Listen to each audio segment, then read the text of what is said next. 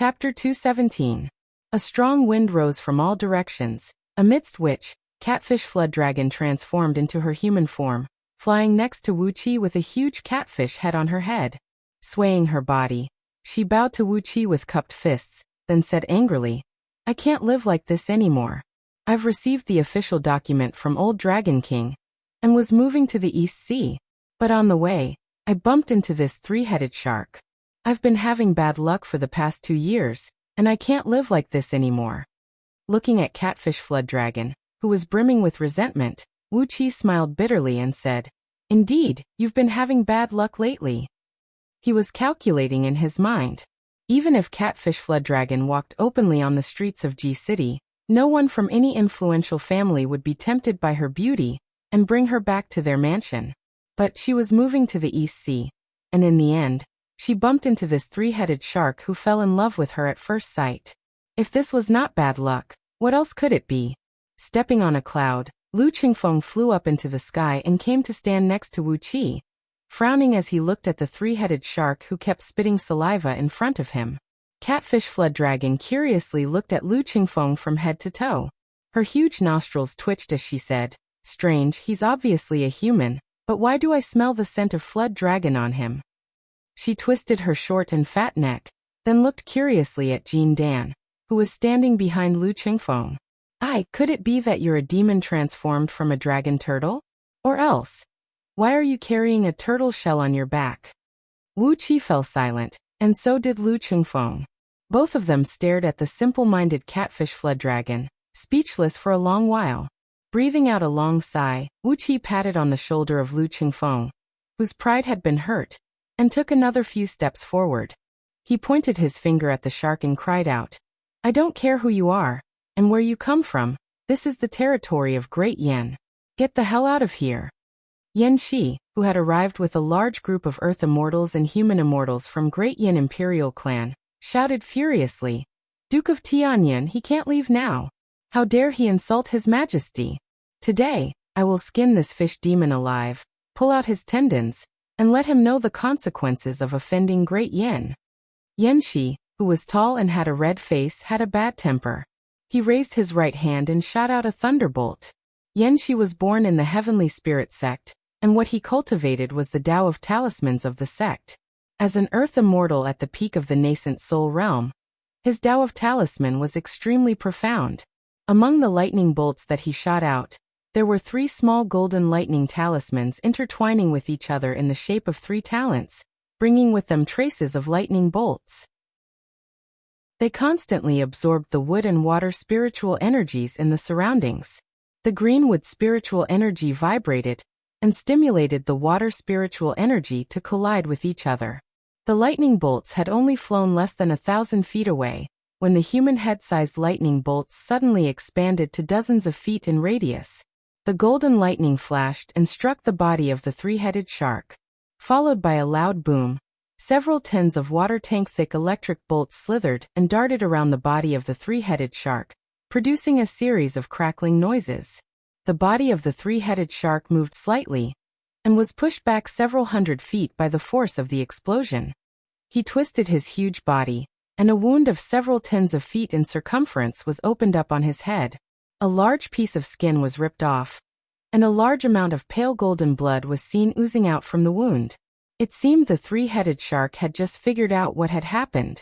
He stared blankly at Yan Shi for a long while, then suddenly burst into a violent rage and cried out, "How dare you hurt me? How dare you hurt me? Do you know who I am? Bastard! All of you here will have to die today. When I return to the Great Ocean, I'll definitely assemble all the soldiers under my command and wipe out your so-called Great Yin dynasty. I won't leave even a single blade of grass alive." Abruptly, a gust of dark wind wrapped around the three-headed shark. Very soon he transformed into a muscular man, standing about 10 feet tall and having a pitch-black body. Just like Catfish Flood Dragon, the three-headed shark also had a big fish head. He bared his teeth and shouted, "I'm the king of all aquatic creatures in the Great Eastern Ocean. I'm the king of all aquatic creatures in the Great Eastern Ocean. How dare you hurt me? This is an offense to all aquatic creatures in the Great Eastern Ocean." Then he casually made a grabbing motion in the air, and a nine-toothed harpoon appeared in his hand. He shook the shining harpoon fiercely, then pointed it at the surroundings.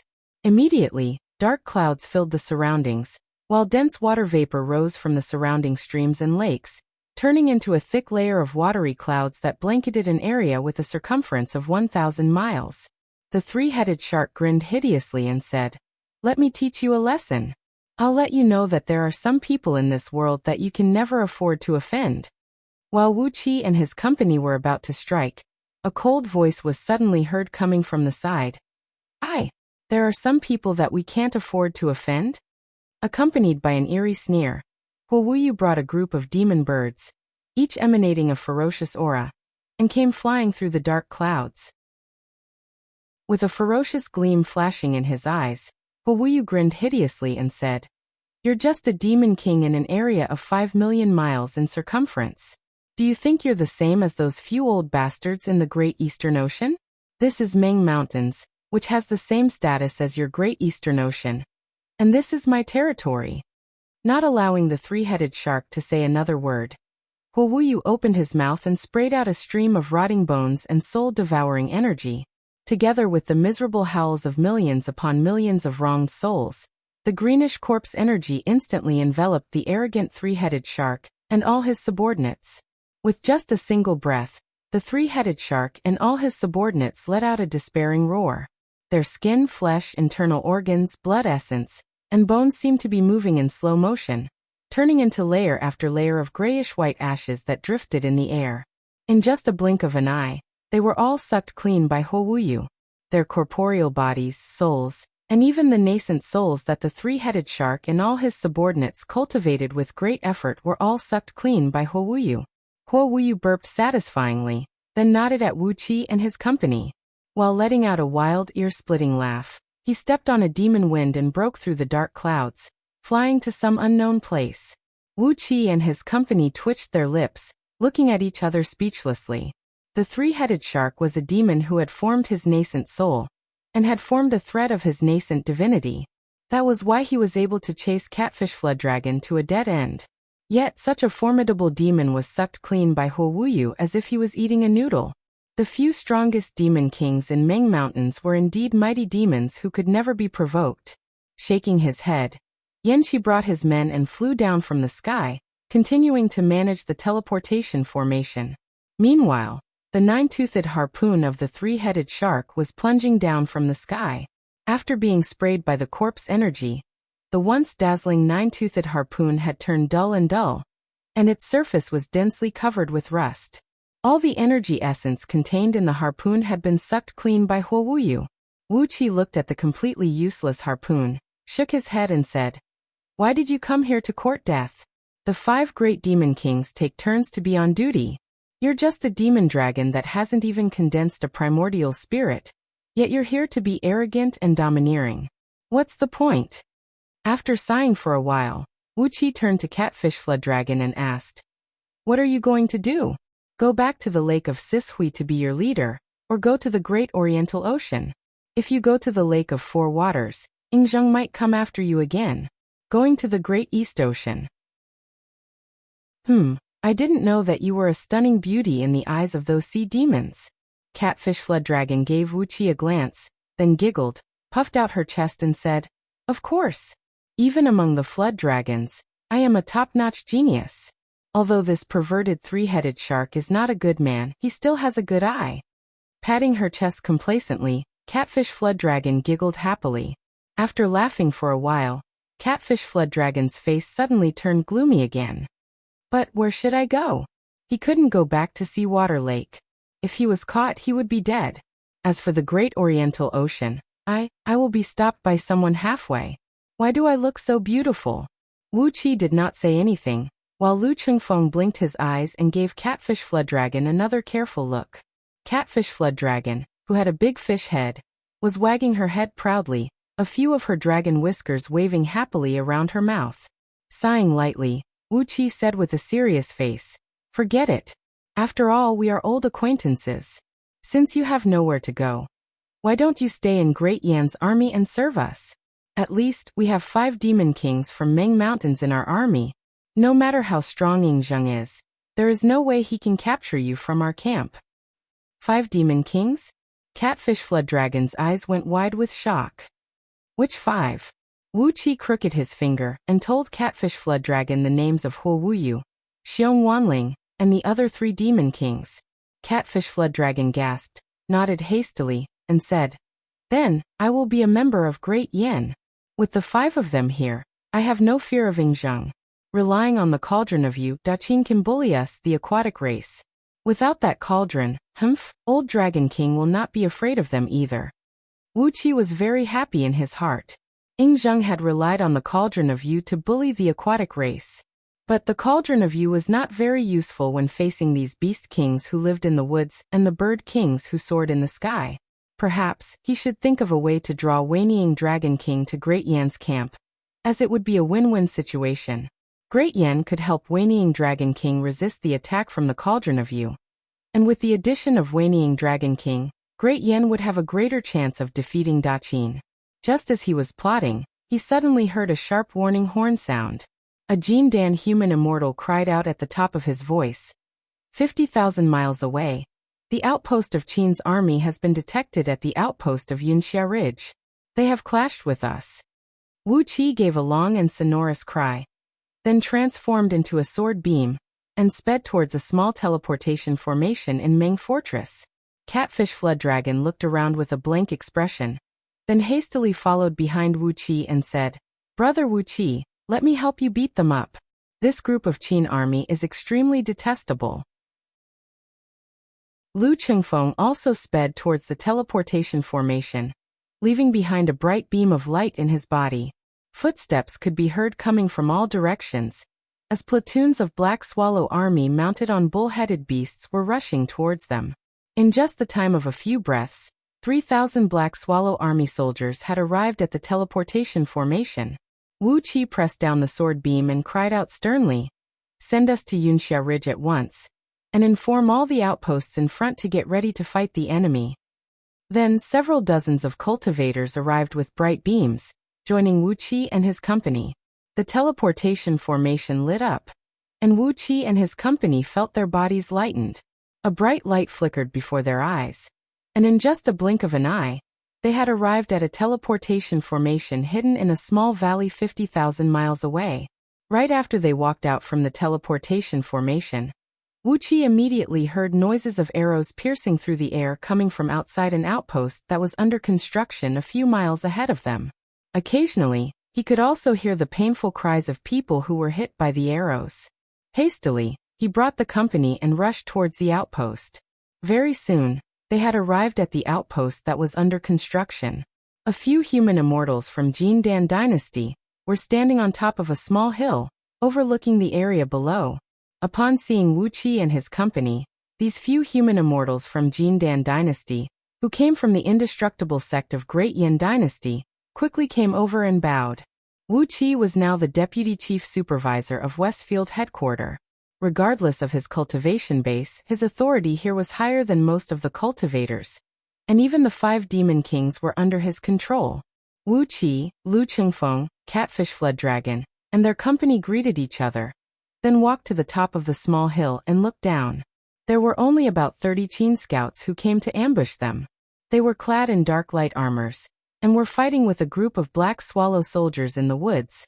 Both sides were holding longbows and crossbows in their hands, running at top speed in the woods while constantly wounding their enemies with arrows. In the woods, about 1 mile in circumference, over 20 dead bodies were lying on the ground. Most of them were the dead bodies of Black Swallow soldiers, who were clad in dark armor. While Wuxia and his company were watching, another Black Swallow soldier was caught off guard, and had his throat pierced through by an arrow. Chapter 218. The Black Swallow Army was an elite army secretly trained by Fan Yuqi for Great Yan Dynasty. No matter it was the resources or the quality of the soldiers, they were only slightly inferior to the Blood Swallow Army, which was under the direct control of Yandan. On average, the soldiers of Black Swallow Army had the cultivation base of 50 years of Hotian realm or above. An ordinary 5-man squad leader was a peak-stage Hotian warrior. On the other hand, The 10-man squad leader or the 100-man squad leader was a Daoist of Xiantian realm. Yet, a large number of these formidable soldiers were killed and wounded by the Qin army's scouts in the woods. Clad in light armor, the Qin army moved nimbly in the woods like monkeys, appearing and disappearing unpredictably like ghosts. They moved back and forth gracefully in the woods, and from time to time, their bows and crossbows would shoot out deadly arrows. The Black Swallow army, who were clad in heavy armor and were more suitable for a tough battle, could not catch up with the Qin army's scouts in the woods, and could only take the beating passively. Occasionally, when the bowstrings twanged, one or two Black Swallow soldiers would fall to the ground. However, there were also some Qin scouts who were careless and were surrounded by the Black Swallow army from all directions. When the Black Swallow soldiers wielding long blades slashed and hacked, those Qin scouts who were clad in light armor would be chopped to death as well. Both sides were chasing and killing each other in the woods, and the ratio of 1 to 2 was about to deplete their forces. For every Qin scout who was killed or wounded, there would be at least 2 Black Swallow soldiers who were killed or wounded. Wuqi's face darkened. He gave the general of Black Swallow army, who was standing next to him, and was responsible for guarding the outpost of Yinxia Ridge. He sneered and said, "Attacking the enemy's strong point with your weakness. Is this the strategy that General Fan taught you? Sound the gong. Order all the soldiers to retreat from the woods. Then push out the MO machines and cover the entire woods." The general of Black Swallow army, Fan Sheng, who came from Fan Yuqi's clan, was struck dumb. He frowned and stared at Wuqi, then said unhappily, "Retreat from the woods? As a man of Fan clan, once we step into the battlefield, we will never retreat. Even if we die in the battlefield, it will be our honor. Sound the gong to retreat? We will never do such a shameful thing." Wuqi was rendered speechless. He gave Lu Qingfeng a look. Lu Qingfeng shook his head and said with a bitter smile, "We can only control the logistics and military law. When it comes to marching and fighting, General Fan Yuqi is still in charge." The division of labor was different and everyone had their own duties. Marching, fighting, mobilizing the soldiers and horses to fight the Qin army. This was Fan Yuqi's job. Although Wuqi and Lu Qingfeng held great authority, they were not in charge of actual military operations. They also did not have direct command over Fan Sheng. At most, Fan Sheng's army would be defeated, and Wuqi could chop off his head afterwards, punishing him with the crime of a defeated general. But in battle, Wuqi couldn't do anything to Fan Sheng. The twang of the bowstring rang out again, as a few more Black Swallow soldiers failed to dodge in time, and were shot down by the arrows. Suddenly, a small leader of Qin army gazed at the Cloud Ridge Pass, which was situated between 2 mountains. He let out a loud laugh and said, "So this is the so-called elite army of Great Yin Dynasty? We killed them as if they were chickens. Hey, those bitches on the pass, send a few real men here and fight with us." The leader, who was probably a captain of 10 men, suddenly sprung up into the air. Like a ghost, he leaped and weaved between a few huge trees, holding a 2 feet short blade in his hand, which was more suitable for fighting in the woods. He sliced through the air, and chopped off the heads of 2 Black Swallow soldiers. Blood sprayed out from his mouth. This leader, who was probably in the respiration tier of Xiantian realm, let out a few strange laughs, then quickly retreated to the back. A dozen Black Swallow soldiers leaped out from behind a mountain rock, raising their 8 feet long blades in a towering rage as they chased after the leader of Qin army. However, after chasing for less than 1,000 feet, a dozen Qin scouts suddenly came out from the surrounding trees, holding strong bows and crossbows in their hands and shooting at all these Black Swallow soldiers, knocking them down to the ground. With the death of these dozens of Black Swallow soldiers, the casualty ratio of both sides in the woods suddenly rose to 1 to 4. Fan Sheng's face turned extremely unsightly. He angrily stomped his foot on the ground and said, "These damn fools! Why don't they have the courage to fight with my men openly?" Fan Sheng's anger soared to the sky. He raised his hand and asked for his personal weapon from one of his personal guards, a 12 feet long spiked mace that had a bit of gold on it. Then he brought 1,000 Black Swallow soldiers and stormed out of the pass, rushing into the woods. Wuqi kept shaking his head. This Fan Sheng's brain was really rigid to the extreme. The soldiers of Black Swallow army were clad in heavy armors, holding long blades in their hands, and riding on bull-headed warbeasts. The specialty of Black Swallow Army was to attack the enemy's heavy battle formation on the flatland, instead of fighting with the enemy's scouts in the woods. How was it possible for a group of ferocious lions to catch a group of monkeys in the woods? Shaking his head and snorting unhappily, Wuqi turned to Yan Bugui, who stood next to Lu Chengfeng, sighed and said, "Ask the brothers of scouting office to move out and capture this group of Qin scouts. Otherwise, if we suffer too many casualties in the first fight with Qin army, the morale will be affected." After a brief pause, Wuqi continued in a cold voice, "I suggest that we send Fan Sheng back to General Fan Yuqi's place, and let him be retrained. A man like him is not suitable to guard the front line. He can only go to Meng City and prepare for a head-on battle with Qin army."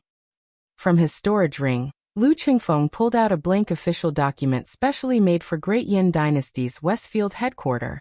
Then he picked up a brush and began to write a document on how to deal with the defeated general, Fan Sheng. After that, he spun and handed it over to Lu Ziyuan, who followed behind him. At the moment, Lu Ziyuan was the disciplinary officer of Westfield headquarters of Great Yin Dynasty, and was in charge of all the official matters related to military law. After taking over the document, Lu Ziyuan bowed and answered, "Yes." Fan Sheng was destined to be doomed.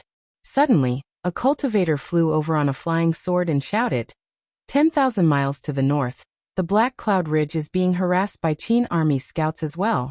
General Jing Buju has forced the enemy to retreat with his crossbows." Wu Qi and Lu Chengfeng exchanged a glance, and a smile emerged on their faces at the same time.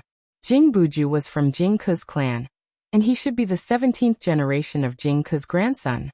Currently, he was leading an army to guard the Black Cloud Ridge. It was obvious that Jing Buju was smarter than Fan Sheng, as he did not send out his soldiers to fight the Qin scouts in the forest. Another 2 cultivators flew over on flying swords, bringing them the information about the other few outposts. Almost at the same time, the Qin scouts were harassing and spying on the few outposts in the front line. Obviously, all the generals from Fan Yuqi's clan had led their army out of the outpost and fought with the Qin scouts, but they did not gain any advantage. As for those young generals from Jing Ke's clan, they either shot out thousands of arrows at the scouts, or simply ignored them. As a result, the Qin scouts did not gain any advantage. Howls of wolves could be heard coming from all directions, as over 100 secret agents of scouting office rushed into the forest. There was a faint green light bursting out from their backs, as numerous green wind-breaking wolves could be vaguely seen behind their backs. In an instant, the overall strength of these secret agents was raised to the Xiantian realm. These secret agents spent most of their time in the forest, and as a result, their overall strength was much stronger than the Qin scouts. Not only that, they had more experience in fighting in the forest. In just the time to finish a pot of tea, all the Qin scouts were killed. Fan Sheng, who led over 1,000 soldiers into the forest, could not even touch a single hair of the Qin scouts. He was so angry that he cursed out loud. While cursing, he brought his men and retreated back to the Wuxia Ridge. However, right after he and the secret agents of scouting office walked out from the forest, a few miles in circumference of flame suddenly soared up into the sky from the forest. The flame transformed into a gigantic hand that blotted out the sky, slapping forcefully onto Fan Sheng and his men's heads. A loud boom rang out, and the forest within the circumference of 1 mile was completely turned into ashes. Fan Sheng, who had the cultivation base of peak stage Xiantian realm, together with over 1,000 soldiers of Black Swallow Army, and over 100 secret agents of scouting office, were turned into nothingness amidst the flame. A Qin practitioner clad in a black robe dashed out from the forest behind while letting out a strange laugh. He stepped on a cloud and flew to a height that was level with the surrounding treetops. The practitioner pointed his finger at Wu Qi and said, "Listen up, people of Great Yin. The mighty army of Daqin will be here in a few days, and I'll certainly trample Ji City and merge your Great Yin into the territory of Daqin. What happened today is just a small lesson. If you still refuse to submit to me, you will be faced with a great calamity in a few days. All of you will perish and die a horrible death." After letting out a few wild laughs, the practitioner spun and left. Wu Qi, Lu Chengfeng, and the group of great yin cultivators who followed behind them immediately flew into a rage. Together with a few Jin Dan human immortals from Indestructible Sect who were stationed in Yunxia Ridge, they sped up into bright beams and chased after the Qin practitioner. The poor practitioner, who was sneaking behind the Qin scouting troop, only had the cultivation base of early-stage Jin Dan realm. He had just killed over 1,000 soldiers of Great Yin, and was retreating complacently. But never in his wildest dream did he expect that he would be followed by a group of ferocious men like Wu Qi. He could only feel a tremendous pressure coming at him from above. Before he could let out a cry of alarm, the catfish flood dragon had already opened her mouth and swallowed the unlucky practitioner. She smacked her lips, stared at Wu Qi and said, "You're a little skinny and you don't have much meat. With the cultivation base of early-stage Jin Dan realm, it won't bring you any benefits. It seems they have a campsite in front of us. Should we go there and slaughter them all? You can have the ordinary people, and those who have become Jin Dan will be my food." Wu Qi looked into the distance, and indeed he saw a small, temporary campsite. It was about 700 to 800 men, and it should be a campsite that Qin army had deployed here, similar to a sentry post. It was equivalent to over 1,000 Black Swallow soldiers and secret agents of scouting office who were turned into ashes by this practitioner just now. Wu Qi grinned coldly and nodded his head. Without hesitation, the group of cultivators began to rush forward. When they were still tens of miles away from the campsite, 2 Jin Dan practitioners had already sprung into the sky and approached them. When they saw Wu Qi and his company approaching in a menacing manner, and realized that there were over 20 cultivators who were at least Jin Dan realm, the 2 practitioners spun and left without saying a word. But how could they leave? Wu Qi waved his left hand. A yellow light spun on the surface of the earth element dragon scale shield, and in the next moment, 2 golden beams shaped like dragon scales shot out, tearing through the air amidst muffled sonic booms and smashing viciously onto the backs of the 2 practitioners. Rings of faint light immediately lit up on the bodies of the 2 practitioners, as they had activated their magical treasures to protect themselves. But too bad, their defensive magical treasures were just 2 middle-grade magical treasures. As they were hit by Wu Qi's dragon scales, the tremendous force of several tens of thousands of kilograms and the frighteningly sharp aura of the dragon scales easily tore apart their magical treasures and ripped their upper bodies to shreds. The 2 golden beams shaped like dragon scales spun and shot back, attaching themselves onto the wrist shield. Without hesitation, Catfish Flood Dragon dashed forward and swallowed the bodies of the 2 Jin Dan practitioners into her stomach. Coldly looking at the chaotic campsite down below, Wu Qi waved his left hand and unleashed a sheet of yellow light that fell down from the sky with a muffled boom. It smashed onto the campsite like a great mountain, crushing the entire campsite and the 700 to 800 Qin scouts into pieces. Different news was coming from all directions. Small groups of Qin soldiers kept appearing in different places, attacking and killing Great Yan soldiers. Furthermore, there were Jin Dan practitioners in each group of Qin soldiers. If they were not careful, these practitioners would unleash powerful magical techniques and kill a large number of Yan soldiers. In just a few hours, Yan soldiers had suffered several tens of thousands of casualties. On the other hand, there were many cultivators in Yan army as well, and they too launched a counterattack against Qin soldiers. In the face of the absolute power of cultivators, ordinary soldiers were so fragile. Similarly, several tens of thousands of Qin soldiers were turned into ashes by Yan cultivators who fought back. The brief battle lasted until midnight. After that, all the Qin soldiers suddenly retreated and disappeared, leaving the Yan army. Chapter 219. Nie Yanu nodded satisfyingly.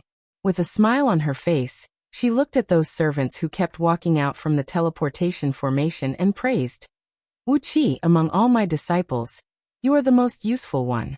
With these mineral veins, Heaven-Breaking Sword Sect can finally become a real independent sect, and no longer be controlled by anyone. Wu Qi suddenly burst out into a loud laughter, while his fingers kept moving back and forth between them. Nie Yaonu and Nie Baihong were struck dumb. They gave Lu Chengfeng and Yi Zidu a careful glance, then suddenly burst out laughing as well. Nie Yaonu laughed for a long while, And only then did she wipe away a tear that came out from the corner of her eye. She shook her head, sighed and said, "Why are all the disciples recruited by me like you, who are rejected by your own parents? You guys better get to know each other better in the future." Once they started digging deeper into the energy stone and metal mineral veins, they would find that the rock strata was as hard as iron. Therefore, it would be extremely strenuous to use flying swords and magical spells to dig through the rock strata. That was the reason why Yi Zidu had transferred 50,000 servants here as miners. When the time came, they would have to rely on these servants to slowly dig through the energy stones and various metal ores. The people dressed in official robes were from Purple Leaf City. They were the stewards of Yi Xian's Purple Leaf City, and they were also Yi Xian's trusted aides. 800 capable officials, and 30,000 servants recruited from villages and towns around Purple Leaf City, who had signed a 10-year contract with them, were more than enough to carry out the preliminary excavation of those precious mineral veins. Condensing sword energy was the unique characteristic of the Unity of Sword Energies script of Heaven-Breaking Sword Sect. It could condense the sword energies of 5 elements with a mystic technique, turning them into an invincible sword energy, which could unleash a lethality that was a few times stronger than ordinary magical spells. Apart from Nie Yaonu and Nie Baihong, Wuxia was the only one who obtained the Unity of Sword Energies script through an exchange. But today, when he saw the scene in Yi Zidu's Dantian, he found that the sword energies surrounding his body were constantly transforming into the aggressive and razor-sharp sword energy of Gold Element.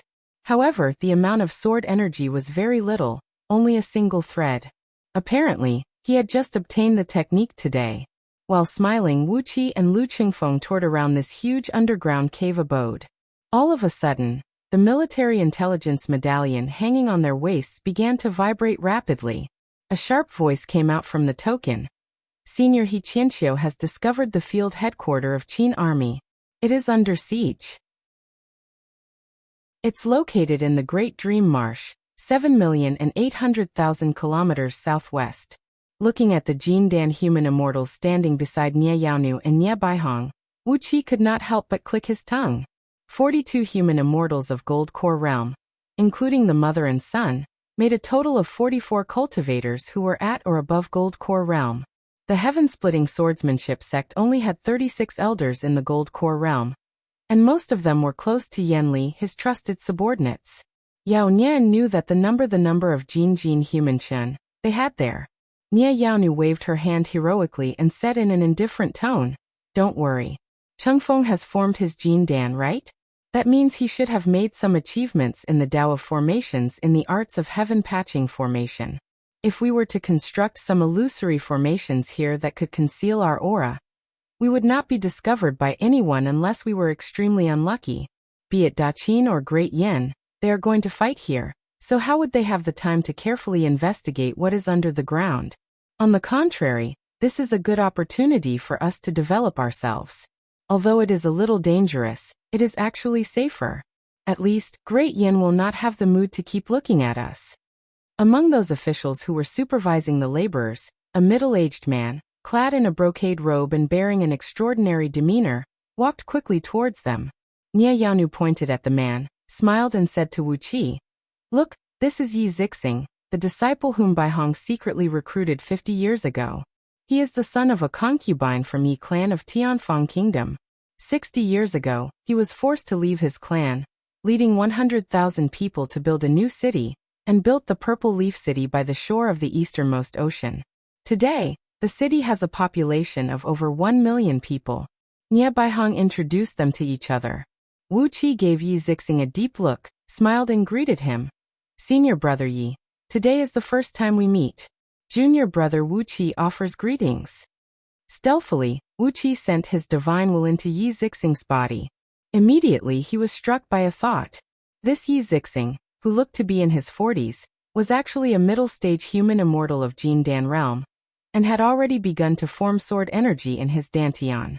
Yi Zixing walked quickly towards them, bowing respectfully to Nie Yaonu and Nie Baihong.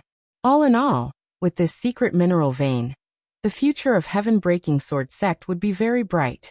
As someone who was taught the Unity of Sword Energies script, Yi Zixing was definitely the most trusted disciple of Nie Baihong and Nie Yaonu. Wu Qi ran his divine will through the rest of the 42 Jin Dan human immortals, and found out that only 3 to 5 of them had sword energy in their dantian. He memorized the faces of these people. Since these people were the loyal subordinates of Nie Yaonu and her son, they were the manpower that he Wu Qi could rely on.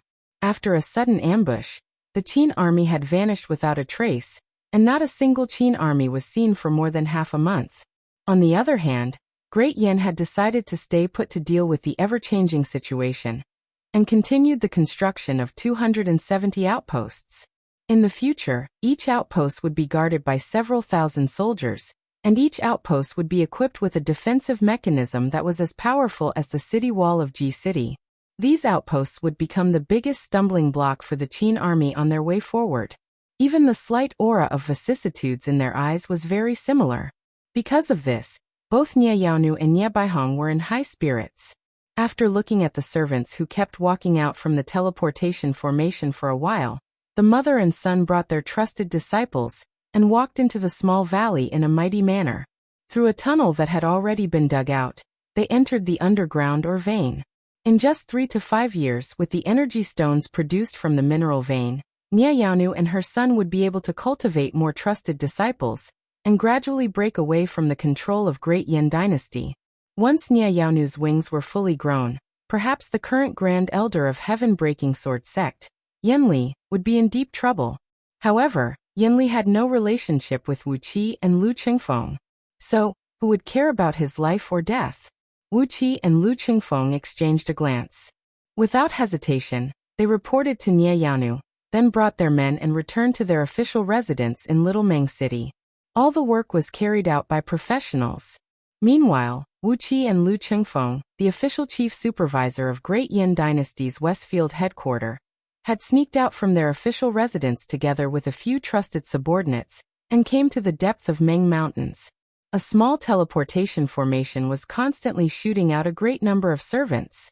Nie Yaonu and Nie Baihong, together with 42 Jin Dan human immortals and several hundred Xiantian cultivators, were guarding in the surroundings, supervising these servants as they headed to a small valley in the vicinity. Among these servants, some men clad in the uniform of low-ranking officials were seen running back and forth, constantly shouting and scolding at these servants, forbidding them to look around and wander around. At this moment of time, a great number of servants had entered the underground space. Under the arrangement of those officials, they were divided into groups of 100 men, assigned to the caves where they would live, collected their daily necessities and special mining tools, then began walking into the separate caves. These caves were excavated by Nie Yaonu and her men in the past few days. They went over 20,000 feet deep into the ground, and were very close to the mineral veins underneath. Once they came into contact with the mineral veins, no sword beam or ordinary magic could break the sturdy rock, and any super powerful magic would damage the energy stones in the mineral veins. Therefore, they had to rely on the manpower of mortals to bring out the ores safely. Tinkling noises were echoing in the caves, as some miners had already begun mining. On the rock wall of the entrance to the caves, there was a notice with clear words hanging on it. According to its grade, a piece of energy stone could be worth 1 to 1,000 gold coins, and according to its weight and quality, a piece of metal, or could be worth 10 silver coins to 100 gold coins. The high salary was more than enough to motivate these miners to risk their lives and work hard for 10 years. After 10 years, when they returned to Purple Leaf City, they would become a small wealthy man. Yi Zixing greeted Wu Qi back with a smile. Then he and Lu Qingfeng greeted each other. There were also some precious metal ores growing underground. With these ores, they would be able to craft flying swords and magical items, equipping the newly recruited disciples of Nie Yaonu. Although Nie Yaonu's skill in crafting treasures was really weak, in fact, she only needed a flying sword. However, the disciples of the heaven-splitting swordsmanship sect only needed a flying sword. Their strongest fighting capacity came from their invincible sword chi and sword energy, so they did not need too many external objects. Pointing at the small valley, Nie Yaonu smiled and said, "From today onwards, the inner sect of Heaven-Breaking Sword Sect will be officially located here." With the war between the two dynasties, we can focus on developing our overall strength. I don't have the intention to rule the world, but I don't want to be a tool in the palm of someone's hand anymore.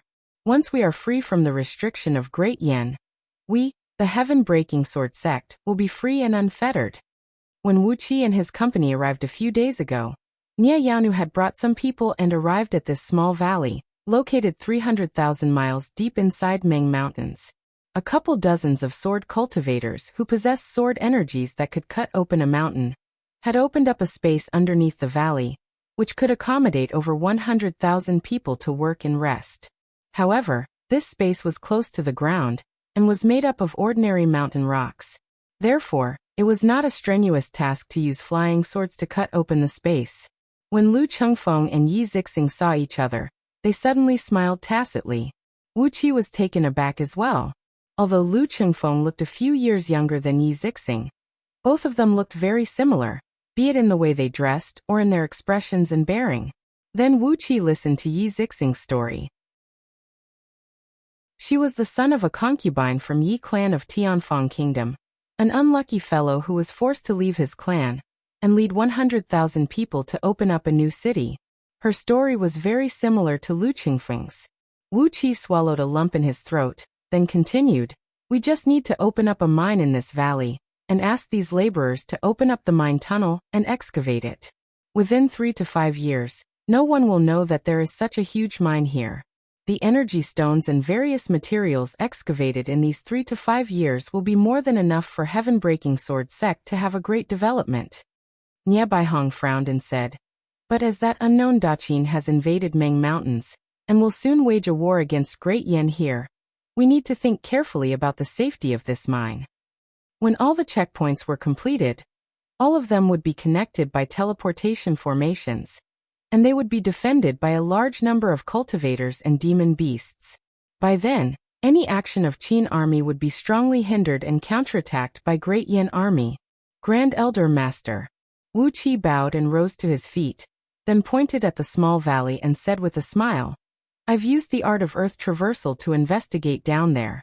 There is a huge energy stone mine underneath, and the quality of them is excellent. The most common ones are mid-grade energy stones, about 80% of them. 15% are upper-grade energy stones, and the rest are supreme-grade energy stones. What's more precious is that this energy stone mine is buried deep under the ground, and there are a few other rare metal mines nearby, which are also several thousand feet deep under the ground." Lu Qingfeng and Yi Zixing looked at each other and laughed out loud. After that, both of them bowed solemnly and bowed deeply to each other. As they had similar life experiences, and now that they were from the same sect, Lu Qingfeng, Yi Zixing, and Wuqi would naturally become closer to each other than the others. Even though they were the trusted disciples of Nie Yaonu and Nie Baihong, the three of them would naturally be closer to each other than the others. After giving these Jin Dan human immortals a few glances, Wuqi and Lu Qingfeng hastily came before Nie Yaonu and Nie Baihong, bowing to both of them. Yi Zixing brought the company and gave them a tour around the mine, introducing them to all the functional areas in the mine, and especially emphasizing on the cave abode built for the inner sect of heaven-breaking sword sect. Chapter 220. The official residence of Westfield headquarter of Great Yen was located in the mayor mansion of Little Meng City. The mansion was divided into 2 halves from the middle. The west half belonged to Fan Yuqi, and it was the place where he worked out the military plans and mobilized the army.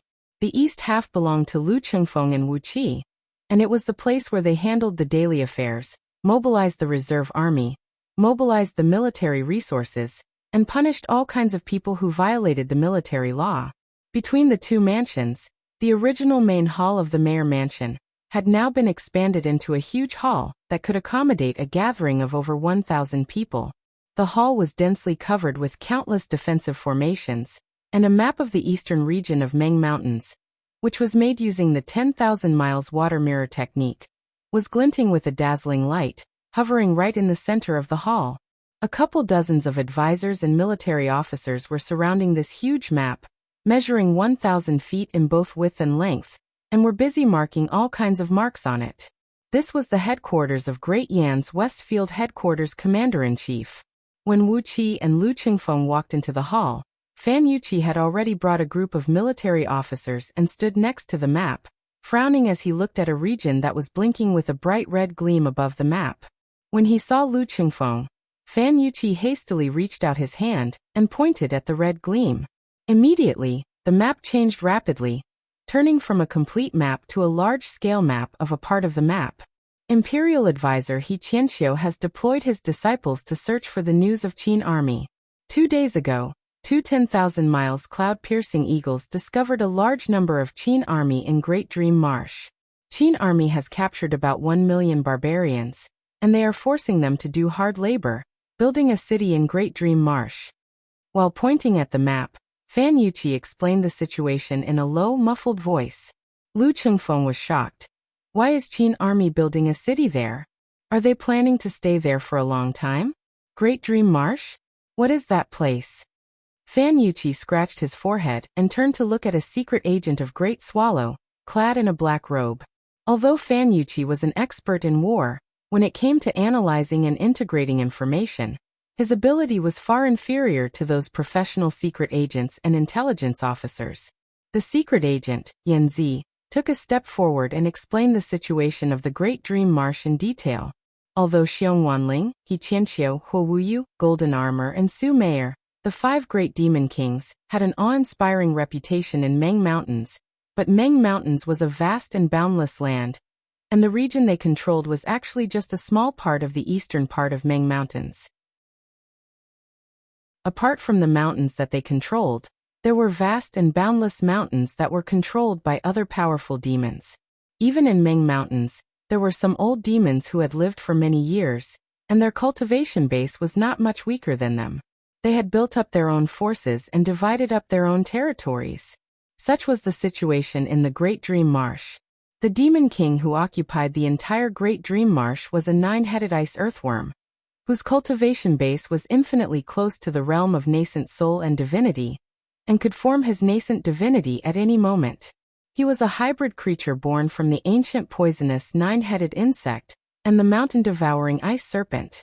The shape of this ice earthworm was like a huge dragon, with 9 heads that could breathe out cold air and frost, which could easily freeze the entire Great Dream Marsh.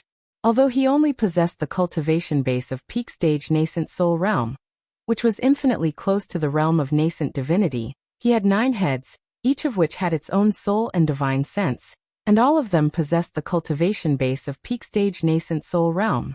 Therefore, the overall strength of this ice earthworm was more than enough to fight against a powerful existence of nascent divinity realm.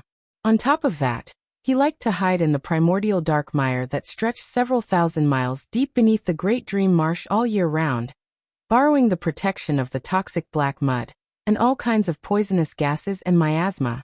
Therefore, even if 2 or 3 demon kings of nascent divinity realm joined hands, they would not be able to do anything to him. Therefore, although the 9-headed ice earthworm did not have many disciples, and only a few thousand aquatic demons were working for him, relying on the natural defense and his own strange ability, he was able to occupy the territory of Great Dream Marsh, which spans several million miles in circumference. After that, he closed his door and addressed himself as Patriarch Demon King. Xiong Wanling and Gold Armor, who lived the closest to him, were too lazy to go into the mire and argue with him. During the festive season, the 9-headed ice earthworm would obediently offer Xiong Wanling and Gold Armor a batch of local specialties of Great Dream Marsh. Therefore, all 3 parties lived in harmony. Great Yin Dynasty had mobilized its army to Meng Mountains, preparing to wage war against the Qin army. The 2 demon kings, He Qianxiu and Huo Wuyu, had sent out their demon birds, searching for the whereabouts of the Qin army. Half a month ago, when the scouts of the Qin army launched a surprise attack on the Great Yin army, these demon birds had followed the retreating Qin army and chased after them. 2 10,000 miles cloud-scraping eagles had successfully discovered that the Qin army was building a city on the edge of Great Dream Marsh. Immediately, they reported the information to their superiors. At the same time, they constructed a small teleportation formation in the woods near Great Dream Marsh. After receiving the information, He Qianqiu immediately brought a group of his disciples and rushed to the place through the teleportation formation to find out the information. At the same time, he planned to contact the nine-headed ice earthworm and ask him what was going on, and why he would allow the Qin army to build a city right in front of his home. However, right after He Qianqiu arrived, the nine-headed ice earthworm immediately brought all his subordinates and launched a sudden attack on He Qianqiu. He was caught unprepared by a mouthful of biting cold wind that contained a deadly poison, causing him to suffer a frostbite. After that, with Ying Zheng as the leader, the Qin army mobilized a large number of soldiers and launched an attack. The army of several 100,000 soldiers surrounded He Qianqiu tightly, nearly killing him on the spot. Among the 5 demon kings, He Qianqiu had just broken through mid-stage nascent divinity realm, and his actual overall strength was only slightly stronger than the nine-headed ice earthworm. As he was wounded by the sudden attack, his overall strength was only slightly stronger than the nine-headed ice earthworm. Then he was besieged by the nine-headed ice earthworm, using the natural barrier of Great Dream Marsh. Immediately, He Qianqiu was in a miserable state, and all his disciples were killed in the battle. On top of that, Ying Zheng had brought a large group of his subordinates and was attacking him from the side. As a result, He Qianqiu could barely keep himself alive. When the urgent message was sent back, He Qianqiu had been besieged for 15 minutes. Although the battle was still in a stalemate, if there were no further reinforcements, perhaps He Qianqiu would really be killed by the Qin army. It was definitely a deadly blow to the morale of the Great Yan army, as they had lost an imperial advisor in the very beginning of the battle. While they were exchanging information and discussing countermeasures, a series of rapid footsteps was heard coming from outside the hall. Suddenly, Yan Dan arrived with a large group of men. Standing next to Yan Dan was Huo Wuyu, a man with a grotesque appearance. He was laughing joyfully and said, "Old White Hair is really unlucky this time. Ha ha ha, 2 of his most beloved grandsons are killed, and a large number of his most beloved disciples are killed. I think all the white hair on his body is going to be plucked out soon. Tisk, I'll have to go rescue him later. Hee hee." Although Huo Wuyu and He Qianqiu did not have a deep grudge against each other, as they were the 2 kings of demon birds who shared the eastern sky of Meng Mountains. Although Huo Wuyu and He Qianqiu did not have a deep grudge against each other, there were always some conflicts between their disciples. Today, when he heard that He Qianqiu was besieged by the Qin army and was ambushed by the nine-headed ice earthworm of Great Dream Marsh, Huo Wuyu was laughing so hard that his teeth were exposed. Meanwhile, Xiong Wanling, Jin Jia, and Su Meier were following behind Yan Dan, not saying a word. The battle between the 2 kings of demon birds had nothing to do with the 3 beast kings. At most, they were shocked by the audacity of the nine-headed ice earthworm, and at the same time, they felt a little sad for He Qianqiu's misfortune. Yan Dan walked to the map with a gloomy expression. He glanced at the map of the Great Dream Marsh, which was flickering with a blinding red light, and said in a deep voice, "We can't let Imperial Advisor He die. We have to mobilize people to rescue him." Ying Zheng, "Humph, are you forcing me to fight him now?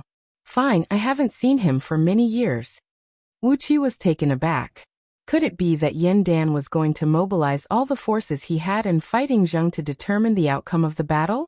But when he gave it a second thought, he realized that was the case.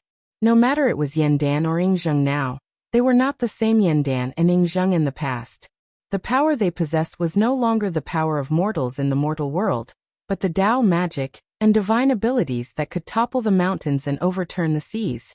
Instead of doing what they did half a month ago, draining the national strength of both dynasties inch by inch, and turning a great number of ordinary soldiers into nothingness in the retaliation of cultivators, it was better to gather the power of high-end cultivators and settle the outcome of the battle in one fell swoop.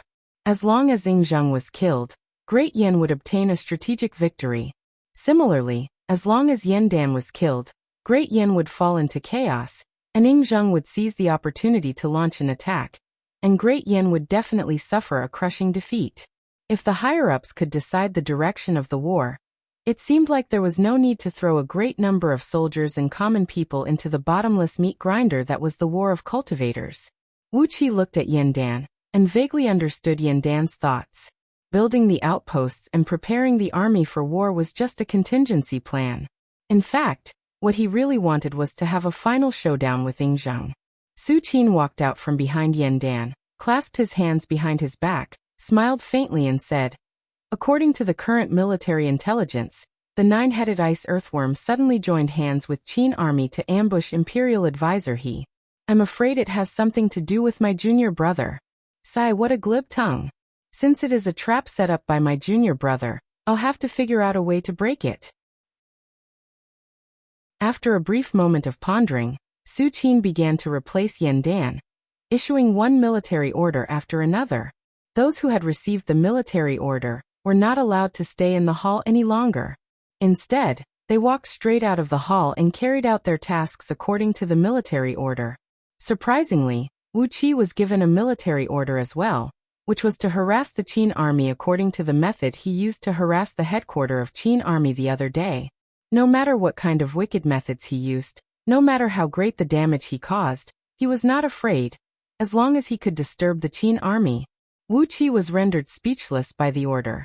Could it be that he, Wuxia, was a man who specialized in sabotaging the Qin army from behind? With his own strength, how much trouble could he cause to the Qin army? However, a military order had to be obeyed. Su Qin had ordered him to do something within 6 hours that could actually threaten the Qin army. Even if he could not do it, he had to do it. After pondering for a while, Wuxia knitted his brows into a tight frown and hastily asked someone to find the catfish flood dragon. When the catfish flood dragon was found by Wuxia, she was lying comfortably in the lake in the backyard of the mayor mansion. She did not want to get up from the lake, but as a result, Wuxia gave her a few fierce kicks, threatening to sell her to Yingzheng and use her as a cultivation vessel. Only then did she hastily jump up from the lake, transformed into her human form, formed a demon cloud, and brought Wuxia back to Longyuan River. Persuading Weiniang Dragon King of Longyuan River to send out his army to assist them was the only way Wuxia could think of that could actually threaten the Qin army. Didn't Su Qin have his eyes on the relationship between Wuxia and Weiniang Dragon King of Longyuan River? The demon wind moved at an incredible speed. Soon, Catfish Flood Dragon brought Wuxia to a branch of a great river that led straight to Longyuan River. Grabbing Wuxia, she leaped into the river. Through the waterways that densely covered the entire Longyuan River, Wuxia and Catfish Flood Dragon soon arrived at the Dragon King mansion. Looking at the mansion that was glinting with a dazzling and blinding light, Wuxia could only hope that Su Qin would have a follow-up plan. Otherwise, even if all the aquatic demons in the entire river were to charge at him, they would not be able to survive the cauldron of you. A couple dozens of aquatic demons rushed up from the front, shouting menacingly, "Who is there? How dare you intrude into the Dragon King mansion? Are you tired of living?" The catfish flood dragon transformed into her true form and rushed up, slapping the group of aquatic demons so hard that all their teeth flew out from their mouths. Chapter 221. The middle reaches of Longyuan River was the widest area, with a width of nearly 3,000 miles, and a depth of nearly 1,000 miles. On Earth, this was the data of an ocean. Even though there was no wind blowing, the waves on the surface of the water rose several feet high. Countless whirlpools filled the water, and all kinds of aquatic demons could be seen floating amidst the watery mist from time to time. The Dragon King mansion of Longyuan River was located right under this water. Wuxia followed the group of little demons who had their teeth knocked out, and traveled for nearly an hour under the water, bypassing several dozens of natural defensive mechanisms, such as thunders, whirlpools, cold air, sinkholes, and many others. Finally, he saw a small archway made of crystal in front of him. Chi-Chi and his 3,000 carp demons were dressed neatly in armors, marching in formation under the archway. After passing through the archway, they arrived at the Dragon King mansion of Longyuan River, a mansion that had been passed down since the ancient times. Catfish Flood Dragon wagged her head and introduced the situation of the Dragon King mansion to Wuxia. Without any hesitation, she told him everything about it. Weiniang Dragon King's lineage had ruled Longyuan River for several dozens of generations. Starting from the first Dragon King of Longyuan River, the throne of Dragon King had been passed down to the current Weiniang Dragon King.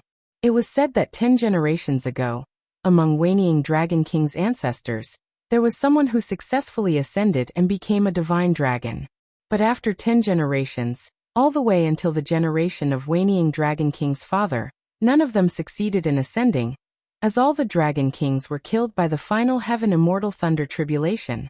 Subconsciously, Wuxia asked Catfish Flood Dragon where the remains of all the Dragon Kings were, and she immediately told Wuxia the location of the burial ground of all the Dragon Kings in the backyard of the Dragon King mansion. She told Wuxia everything, including the route, all the defensive mechanisms along the way, how to enter the burial ground, and how the entrance to the burial ground was a huge heavenly meteorite that weighed several tens of millions of kilograms, and had to be opened with brute force. Wuxia was struck dumb, staring blankly at Catfish Flood Dragon. This girl was really... She had told Wuxia everything in Wanying Dragon King's family, and yet she still shook her head proudly, telling Wuxia about the only son of Wanying Dragon King, the one-eyed golden-scaled dragon. This only son of Wanying Dragon King called himself Lord Xiansheng, and when he took over the throne of Dragon King in the future, he would be known as Dragon King Xiansheng. His cultivation base had reached peak stage of nascent soul realm, but when he was still young, one of his eyes was scratched by a ferocious bird. That ferocious bird was the disciple of Huo Wuyu, one of the 2 strongest demon bird kings in Meng Mountains. Because of this matter, Longyuan River had mobilized all their forces to fight against Huo Wuyu, resulting in the deaths of countless great demons on both sides. In the end, the war between both sides lasted for 100 years, which had severely affected the overall strength of all the demon clans in the eastern part of Meng Mountains. Only then, under the mediation of Xiong Wanling and the other demon kings, did both sides stop the war and recuperate. King Wan Dragon Dragon, the and to dragon, 2. The dragons had a very strong fleshly body. Therefore, once they were injured with a missing limb, it would be very difficult for them to recover. Take Lord Xiansheng for example. Unless he could transcend the Thunder Tribulation and transcend into a divine dragon, he would never be able to recover his eyeball. Due to the fact that his beloved son had lost an eye, the relationship between Wanying Dragon King and the other few demon kings was extremely bad, and they were always in conflict with each other. When the few demon kings received the imperial decree from Great Yin Dynasty and became the sinecures of Great Yin Dynasty, Wanying Dragon King had turned a blind eye to the olive branch that Great Yin Dynasty had extended to him. Instead, he allowed his great demons to kill some secret agents of Great Yin Dynasty. Wuxia nodded his head thoughtfully. It was not easy to deal with the missing limbs of dragons. But according to what Wuxia knew, there were a few ways that could help Lord Xiansheng regrow his eyeball before he transcended the Thunder Tribulation of Heaven Immortal. Of course, one of them was a supreme-grade immortal pill. An immortal pill that could bring a dead man back to life. But such a pill was extremely rare, and even Wuxia did not have it with him. Another way was to borrow the enormous energy of virtue, forcibly borrowing the willpower of all the people in the energy of virtue, and use it to regrow Lord Xiansheng's eyeball from the other side of the space-time, as if he was reversing the flow of time. Such a method would consume a lot of energy of virtue, but coincidentally, Wuxia had a precious treasure, the chariot of 8 horses, which had gathered an enormous amount of energy of virtue. He just needed the chariot to bring him away, and the energy of virtue in it was not of much use to him. With this thought in mind, Wuxia had a greater confidence in convincing Wanying Dragon King. He could not help but laugh in his mind, as the Catfish Flood Dragon was indeed an adorable demon. As for the Qin army, they could just wait for the great surprise that Wuxia would bring them. After passing through the archway and walking through a corridor that stretched for several miles, paved with fine jades, gold, and crystals of various colors, they came to a splendid grand hall. The sound of drumming could be heard, and a few enchanting female demons were seen wriggling and dancing in the hall. Wanying Dragon King had transformed back into his dragon form, sitting cross-legged on the beautiful Yulong's seat at the far end of the hall, his mouth wide open and laughing wildly. Lu Hai, Tan Shui, and Han Zhu, the 3 great demons, had transformed back into their human forms, dancing, singing, and drinking in the hall. It was hard to tell how happy they were. Apart from these few demon kings and great demons, there were also several hundred of the strongest nascent soul demons in Longyuan River's territory in the hall. These aquatic demons had all transformed back into their human forms, hugging beautiful female demons, and enjoying themselves to their heart's content. The hall was filled with a foul atmosphere, and the clamor nearly blew the roof off from the hall. Amidst the spacious hall, there was a young man sitting right next to Wanying Dragon King's dragon throne. He looked calm and dignified, holding a fine jade wine goblet in his hand and gulping down mouthfuls of wine. He paid no attention to those female demons who were trying to flatter him, and his single eye was flickering with a bright gleam. Just like the catfish flood dragon, he was also a nascent soul cultivator. However, the bloodline of this young man was much more profound than her. At least, his head and facial features were no different from an ordinary human, except that he had a pair of golden horns on top of his head, a few pale golden dragon whiskers waving under his chin, and a few tiny golden scales on the back of his hands and cheeks, which clearly showed his identity as a flood dragon. Even so, he looked much better than the catfish flood dragon, who had a huge catfish head. The body of a flood dragon was extremely strong, and in order to completely conceal all the characteristics of a flood dragon and transform into a human form, one would have to possess the cultivation base of nascent divinity realm. This young man, who looked to be in his early 30s, was none other than Wanying Dragon King's only son, the one-eyed golden dragon. Clad in a golden fish scale armor, a flowery battle robe, and a purple gold crown on its head, the majestic golden scaled eel had a pale golden eye patch over its left eye, covering its left eye socket, which had been scratched out by the vicious bird. It added a hint of ferocious and murderous aura to it. The catfish flood dragon swaggered into the hall, kicking away a few little female demons who were twisting their waists and dancing in her way. Then, she bowed at Wanying Dragon King and said, "Old Dragon King, see you is back. Damn it, your official document is useless." Just as I came to the shore of the ocean, I was pestered by a three-headed lustful shark, who insisted on bringing me back to be his housekeeper. That beast did not give you any face at all. Standing behind the catfish flood dragon, Wuxia was amused. Now this fellow knows how to complain about me.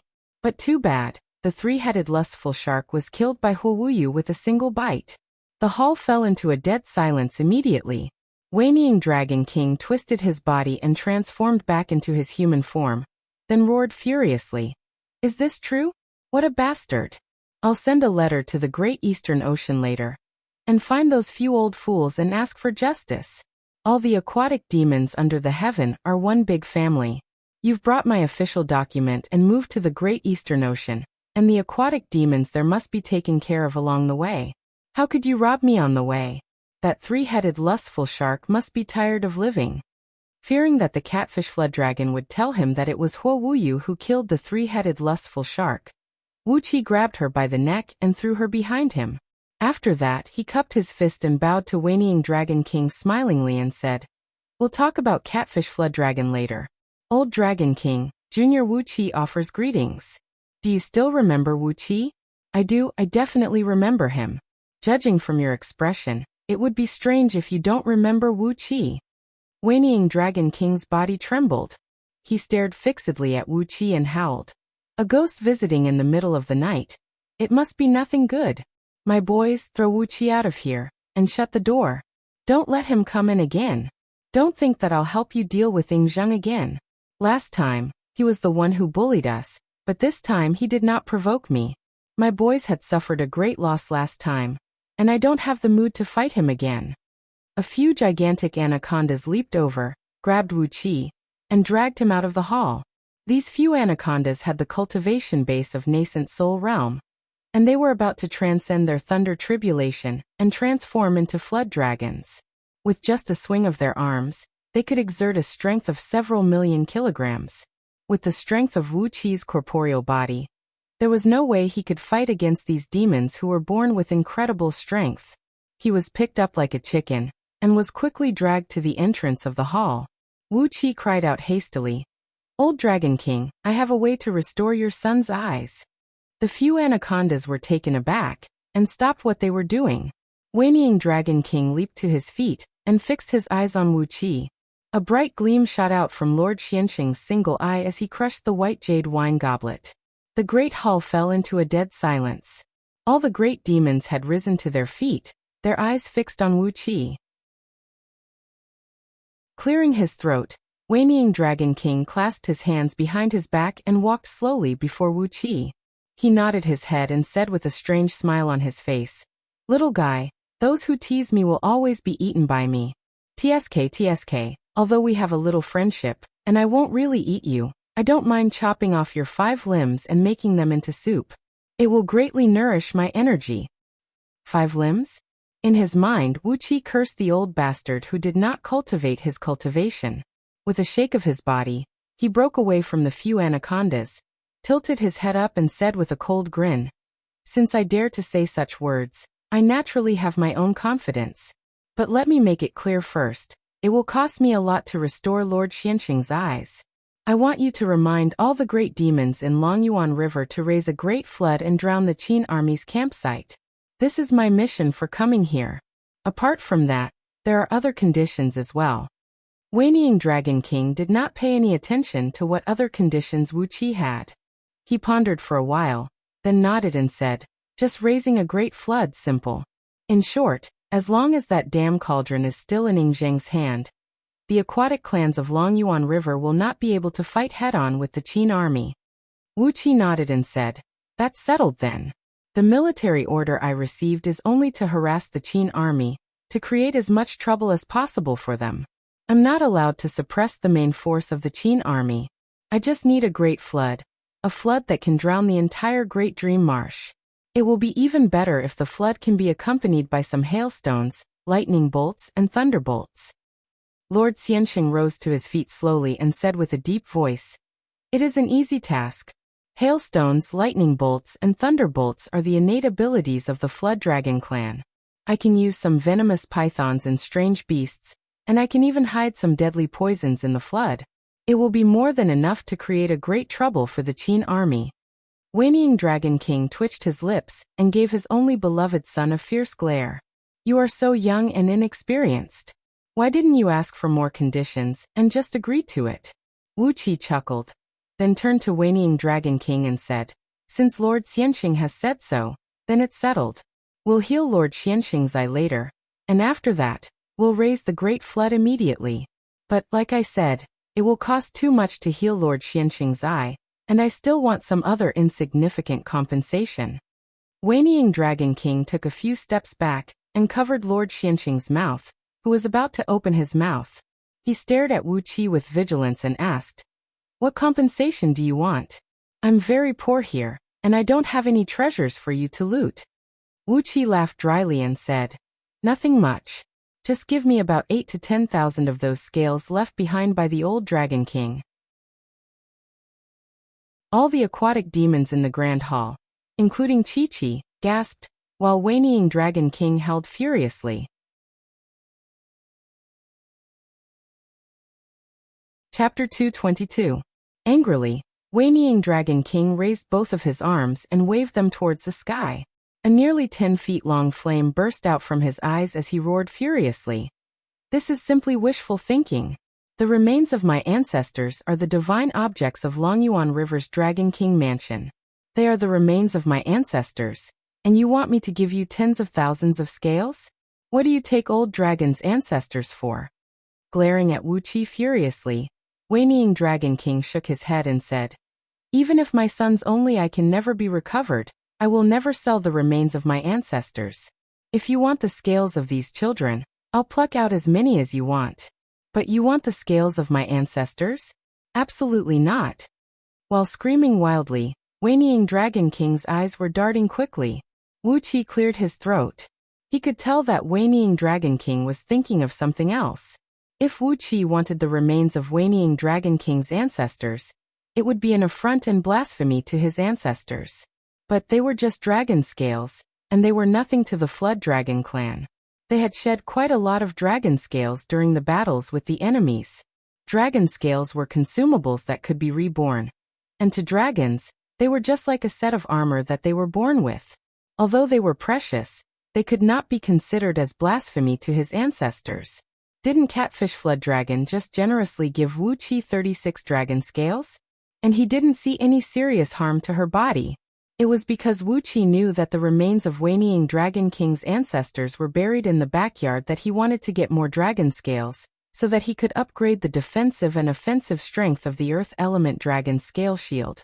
Obviously, the more dragon scales the shield used, the stronger its defensive strength would be, and the more powerful its offensive strength would be. If he could really gather several tens of thousands of dragon scales, once he activated it, he would have tens of thousands of dragon scales covering his entire body, or tens of thousands of dragon scales shooting out to attack his enemies. Whenever he thought of that magnificent scene, Wuqi felt excited. Raising one finger, Wuqi said with a serious expression, "I'll tell you a price. If we make a deal, you will give me all the dragon scales left behind by your ancestors. If not, after I cure Lord Xianqing's eyes, all you have to do is to raise a flood." Wanying Dragon King crossed his arms before his chest, let out a strange laugh and said, "Well then, let's see what kind of price you can offer me." Wuqi took a deep breath.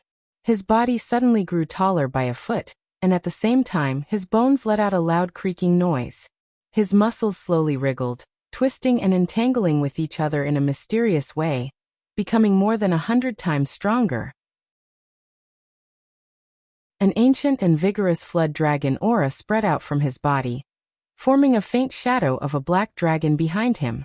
Wuqi raised his head up and stared at Wanying Dragon King, then thrust out his fist and thrust it toward the old dragon's chest.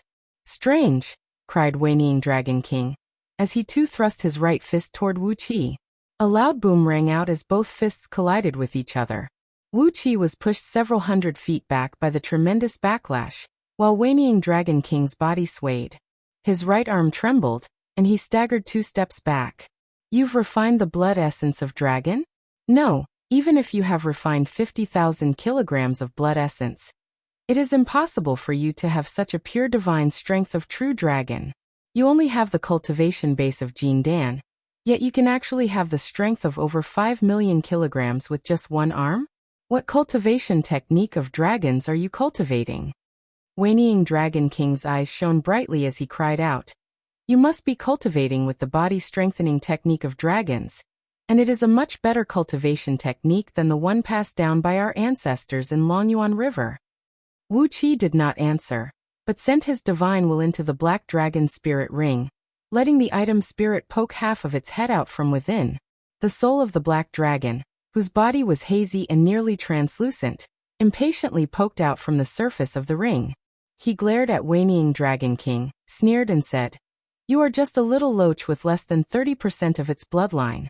How can you call the body-strengthening technique of dragons the one passed down by you?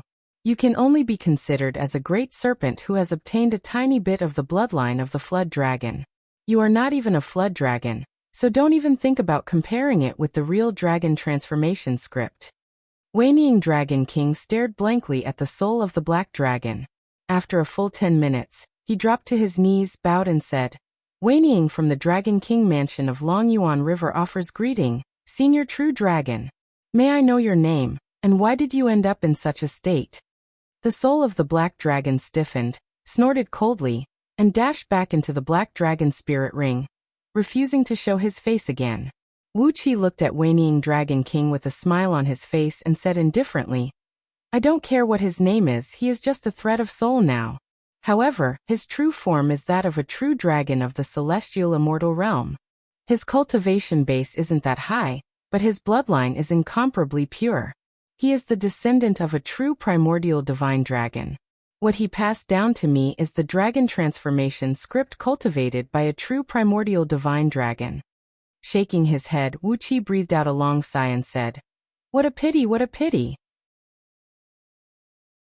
As a human body, I can only obtain 80% of the benefits from cultivating the dragon transformation script, and the most exquisite 20% is something that I can never obtain. But, if a flood dragon who possesses the bloodline of dragons were to cultivate the dragon transformation script, TSK, it is said that the dragon transformation script can purify the bloodline of dragons, allowing a flood dragon to possess the body of a true dragon before he ascends to the immortal realm. From the corner of his eyes, Wuxia looked at whinnying Dragon King, who slowly rose to his feet, his body trembling, and Lord Xiansheng, who had his single eye glowing brightly and kept licking his lips, as well as the dozens of great demons from the family of flood dragons in the hall, who were so excited that they nearly cried out aloud. With an indifferent tone, Wuxia said, "After spending several thousand years of painstaking effort to cultivate the body of a true dragon, the so-called Heaven Immortal Thunder Tribulation is just a joke. Thunder Tribulation can kill and injure flood dragons, but for a true dragon who is born with the ability to control the power of thunder, it is nothing." Dragon Transformation Script. Whinnying Dragon King said word by word. "In the inheritance of my bloodline, there is a name called Dragon Transformation Script. It is a mystic technique that only those who possess the bloodline of dragons can inherit. It can purify the bloodline of dragons, form the Dharma body of true dragon, and when cultivated to the highest realm, one can grow into an ancient divine dragon who can travel across the 9 heavens. I can't believe you are cultivating the Dragon Transformation Script." With a deep voice, Wuxia said, "I can teach the Dragon Transformation Script to all the flood dragons in Longyuan River, but all of you must swear an oath that apart from the flood dragons in Longyuan River, no one else is allowed to know the Dragon Transformation Script. Furthermore, I've only obtained a part of the cultivation technique. It will not be a problem for you to form the body of a true dragon, form the bloodline of a true dragon, transcend the thunder tribulation, and ascend to the immortal world. As for the following cultivation technique." Knocking on the black dragon spirit ring, Wuxia spread his palms, smiled bitterly and said, "You've seen it for yourself." He could barely form his soul. Many years ago, he was severely injured, and his soul was severely damaged by someone. As a result, a large part of his memory has been lost, and he can no longer remember the complete cultivation technique of the Dragon Transformation Script. Shaking his head and sighing, Wuxia continued with a serious expression, "But as long as you can form the body of a true dragon and ascend to the immortal world, you can find the patriarch of dragons in the future. With the bloodline of a true dragon, it will be very easy for you to obtain the complete inheritance of the Dragon Transformation Script." After being tortured by Wuxia using the divine flame of order, the black dragon's soul was severely damaged and nearly collapsed. Therefore, it had indeed suffered a severe injury. Whinnying Dragon King had no idea that it was Wuxia who had turned the black dragon's soul into this state. Looking at the nearly translucent black dragon's soul, he nodded his head in agreement. As a noble true dragon, if he was not severely wounded, how could he allow himself to be refined into an item spirit? It was reasonable that Wuxia did not obtain the complete cultivation technique of the Dragon Transformation Script. As long as he could form the body of a true dragon in the mortal world, and purify the bloodline of dragons, nothing else mattered. Just like what Wuxia said, as long as he could form the body of a true dragon in the mortal world, he would be able to transcend the heavenly tribulation smoothly. As long as he could find the patriarch of dragons after he ascended to the immortal world, with his pure bloodline of dragons, he would be able to obtain the inheritance of the Dragon Transformation Script. Initially, Whinnying Dragon King did not have the confidence to transcend the final heaven immortal thunder tribulation. But as long as he had the Dragon Transformation Script, even if he had to use his prime blood essence to suppress the aura of dragon origin, he could still delay the heaven immortal thunder tribulation for several thousand years. Reaching out his right hand, Whinnying Dragon King nodded his head and said, "Young man, you win. I can't let you touch the dragon bones and skin left behind by my ancestors, but I can give you all the dragon scales. On top of that, all of us will swear an oath with our prime nascent divinity that apart from the flood dragons of Longyuan River, no one will be able to obtain the cultivation technique of the Dragon Transformation Script. Also, everything that happened in the Grand Hall today will never be leaked out." A loud boom was heard coming from the spot where Whinnying Dragon King's heart was located. His heart was beating vigorously, like a high-powered water pump, sending a huge amount of blood to every part of his body.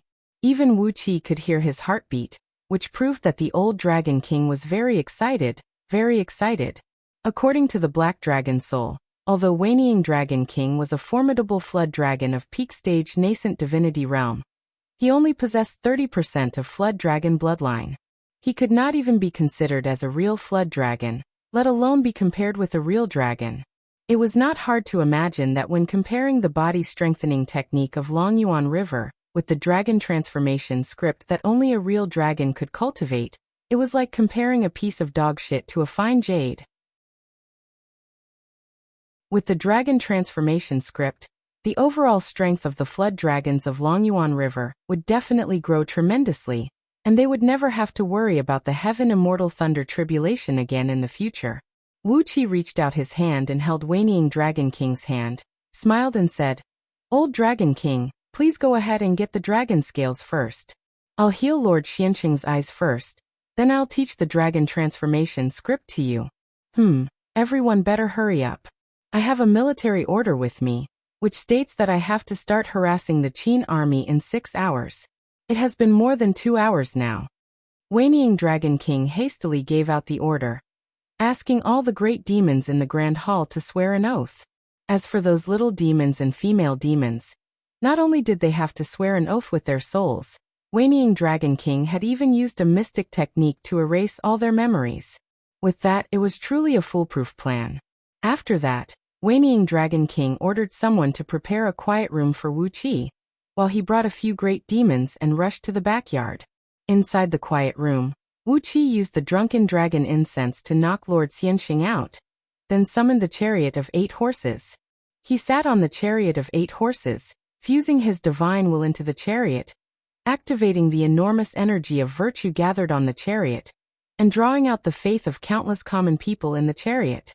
Under Wuqi's control, the power of faith transformed into a golden stream, and injected into Lord Xianxing's body, then into his left eye.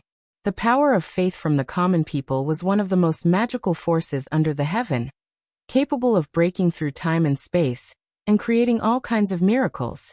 Wuxia had only used a tiny thread of willpower in the chariot of 8 horses, and he had already made Lord Xianxing's eye, which was dug out when he was young, grow back and recover quickly. He put away the chariot of 8 horses, and woke Lord Xianxing up with the antidote. His eyes were flickering with a bright gleam as he looked around blankly. After that, he cupped his fist and gave Wuxia a deep bow soundlessly and said, "Brother Wuxia, there's nothing I can do to repay your great kindness. From now on we are brothers." Wuxia smiled and cupped his fist in return. Lord Xianxing was a man worthy to be friends with, at least better than that cunning father of his. When he walked out of the quiet room, Wanying Dragon King had already moved all the dragon scales left behind by his ancestors into the Grand Hall. Wuxia did a quick count and found that there were over 30,000 dragon scales in perfect condition, just enough to form a small-scale universal stars formation on the Earth element dragon scale shield. As for the rest of the dragon scales, they were either shattered by the heavenly thunderbolts, or burned by the tribulation flame, and could no longer be used. After shoving all the dragon scales into the black dragon spirit ring, Wuxia immediately taught Wanying Dragon King, and all the flood dragons present the first transformation of the dragon transformation script. 15 minutes later, the water level of Longyuan River rose 10,000 feet, and the loud noise of the waves could be heard clearly from 10,000 miles away.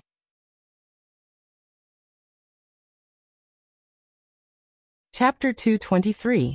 Huge waves rolled and rocked, and water vapor soared high into the sky. Wuxia was riding on the back of a red-haired iron-shell turtle, whose back was over 300 feet in circumference, and was rushing forward along with the waves. In Longyuan River, the overall strength of the aquatic demons had been greatly improved. Combined with the dragon essence water channel that was passed down from the ancient times, the mighty army of aquatic demons soon arrived at the Spirit Tapeworm River, which was the closest tributary to Great Dream Marsh. The Spirit Tapeworm River stretched for several tens of thousands of miles, and it was inhabited by only one frightening creature, the Spirit Tapeworm. It was a frightening parasite as thin as a hair, and its body length ranged from 3 inches to 300 miles. It lived as a parasite in the bodies of all kinds of powerful creatures, feeding on their blood essence. The strongest Spirit Tapeworm had a body length of 300 miles, and its overall strength was comparable to a peak-stage nascent soul demon beast. Once it bit through the skin, even a flood dragon would have all its body fluid sucked dry in an instant. Fortunately, the spirit tapeworm was also an aquatic demon insect, and was naturally controlled by the flood dragons from the Dragon King mansion in Longyuan River.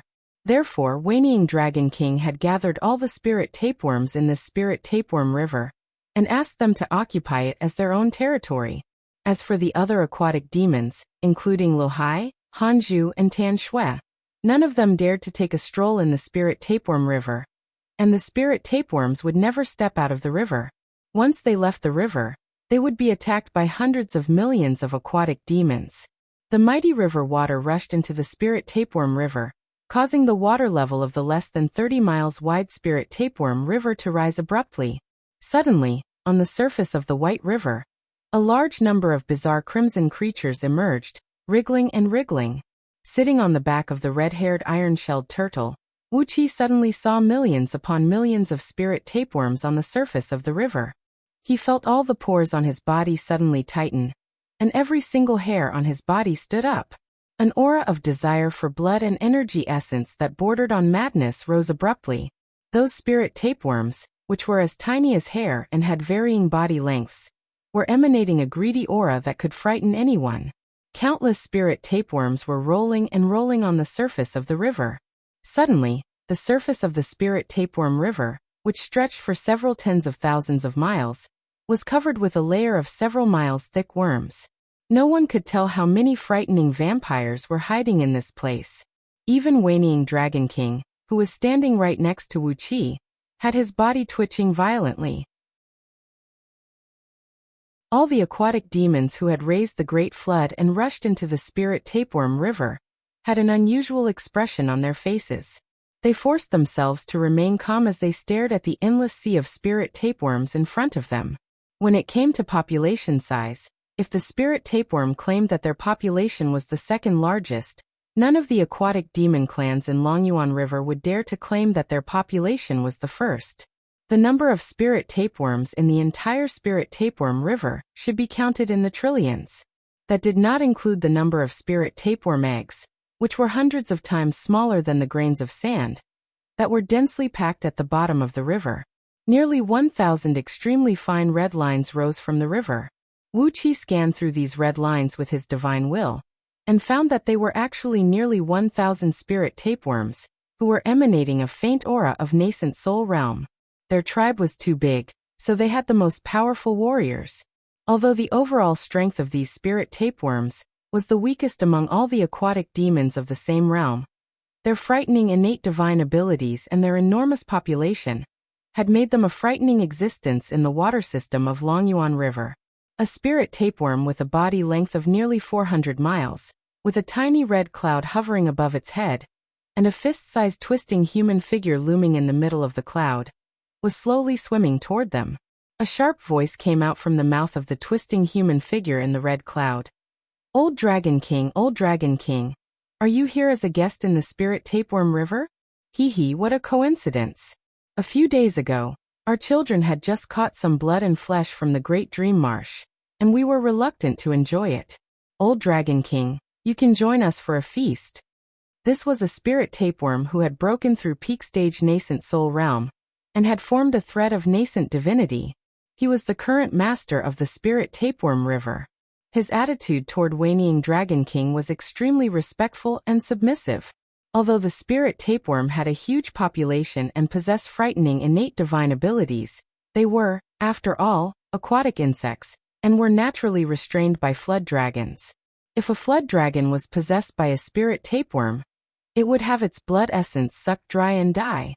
However, a flood dragon only needed to let out a dragon roar to kill countless spirit tapeworms. Because of this natural restraint, these spirit tapeworms dared not show any neglect when facing Wanying Dragon King. With a deep and powerful voice, Wanying Dragon King said, "Old Tapeworm King, you don't have to be so courteous. The purpose of our visit today is to flood the Great Dream Marsh. Summon all the children in your clan, and today, I'll allow your spirit tapeworm clan to carry out a massacre in the Great Dream Marsh. All the demon beasts in the marsh that are not aquatic creatures of Longyuan River are free to be absorbed by you. That old fool He Qianqiu and his children are trapped in there. Just don't suck him dry. Old Tapeworm King let out a strange laugh and said, Old Dragon King, are you looking for trouble with the ice earthworm? That's a great idea. I've been thinking about his blood essence day and night, and I've been thinking about him for several thousand years. Since Old Dragon King wants to touch him, that's the best news. With a shake of his body, a strange ripple suddenly spread across the entire Spirit Tapeworm River. Within the coverage of Wuqi's divine will, countless spirit tapeworm eggs hatched at the same time from the few miles thick mud at the bottom of the river. God knew how many 3-inch-long spirit tapeworms broke out of their shells at the same time, merging into the countless other spirit tapeworms on the surface of the river. The entire Spirit Tapeworm River abruptly took a crimson hue. Countless wiggling spirit tapeworms gave the illusion that this river was a living creature. Wuqi had goosebumps all over his body. Standing next to him, the catfish flood dragon was shivering uncontrollably as she summoned a large sheet of water to wrap her body up, isolating her body from the outside world. Although she knew these spirit tapeworms were aquatic demon insects, and the restrictive spell of water ripples had no effect on them, she still felt that she would feel much better with an additional layer of isolation. All the other big and great demons were feeling uneasy as well. One after another, they unleashed a magical spell to isolate their body from the outside world. The Spirit Tapeworm River was not a pleasant place to look at. As more and more spirit tapeworms broke out of their shells, the greedy and bloodthirsty aura in the surroundings grew denser and denser. Dragon scales had even emerged on Wanying Dragon King's skin. Obviously, he could no longer endure the visual impact brought by the frightening spirit tapeworms. Taking a deep breath, Wanying Dragon King summoned out the 2 large hammers he always carried with him. With a casual swing of his hand, the vast and mighty white water from Longyuan River rolled out and rushed into the Spirit Tapeworm River. The old Tapeworm King let out a joyful cry, and countless spirit tapeworms in the river began twisting their bodies at the same time, cooperating with Wanying Dragon King in stirring up the waves. A loud rumble echoed out, as the water level of the Spirit Tapeworm River rose to nearly 100,000 feet high. The vast white water flooded countless mountains and rushed out of the river channel. Pushed by countless aquatic demon beasts and demon insects, it raised countless gigantic waves that stood several miles tall, thrusting towards the Great Dream Marsh, which was located several hundred miles away. The Great Dream Marsh was an ancient marsh that measured approximately 100,000 miles in circumference, surrounded by mountains. Countless years of accumulated mud and fallen flowers and grasses, coupled with the nourishment from the poisonous gases that sprayed out from the Earth's core from a few caves that were filled with murderous energy. The mud in the Great Dream Marsh had reached a thickness of several thousand miles. On top of the mud, even a feather would be sucked into the ground in an instant. Even if a heaven immortal accidentally stumbled into this place, his immortal body would be contaminated by the frightening poisonous gases and filthy energies contained in the mud, causing him to perish. Over the countless years, the frightening Great Dream Marsh had devoured countless formidable demon beasts. In the entire Meng Mountains, only the Lord of Great Dream Marsh, 9-headed ice earthworm, and a group of demon beasts with strange shapes who were born and bred in this marshland could travel freely and live in this frightening marshland. Not only was there a bottomless mud in the Great Dream Marsh, there were also several dozens of small islands on which people could walk and live. The 9-headed ice earthworm had raised a great number of livestock, which were kept on these small islands, the largest of which measured 1,000 miles in circumference. Currently, on a beautiful island that was located near the edge of the marsh, less than 30 miles in circumference, where flowers and trees were luxuriant and exotic flowers and grasses could be found everywhere. He Qianqiu, whose body was covered in blood, was forcibly maintaining a crumbling defensive formation, firmly protecting the several dozens of weak and feeble demon birds around him, defending against the crazy attacks from several thousands of strange demon beasts and a 9-headed strange insect. The 9-headed strange insect had a body that measured approximately 10 miles in length.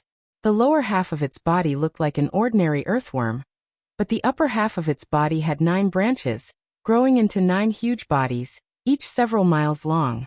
There were no eyes or facial features on these 9 parts of the body. There was only a large, round mouth with a diameter of dozens of feet. When the mouth was opened, it was densely packed with layers of sharp, pitch-black teeth that looked like the teeth of a shark. This strange insect, which had a pitch-black body and was shrouded in a layer of crystal blue cold air, was the owner of the Great Dream Marsh, the 9-headed ice earthworm.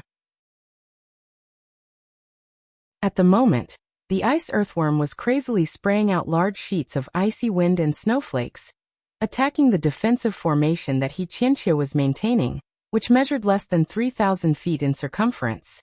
Countless snowflakes the size of a water tank spun at high speed and brutally slashed on the defensive formation that was emitting a faint white gleam, causing sparks to fly and splatter in all directions.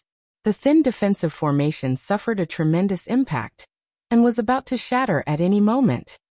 Qianqiu let out a sharp and unpleasant cry as he kept coughing out mouthful after mouthful of pale golden blood essence, not hesitating to consume his prime energy to maintain the defensive formation. The several dozens of demon birds around him kept howling, asking Qianqiu to abandon them and leave on his own.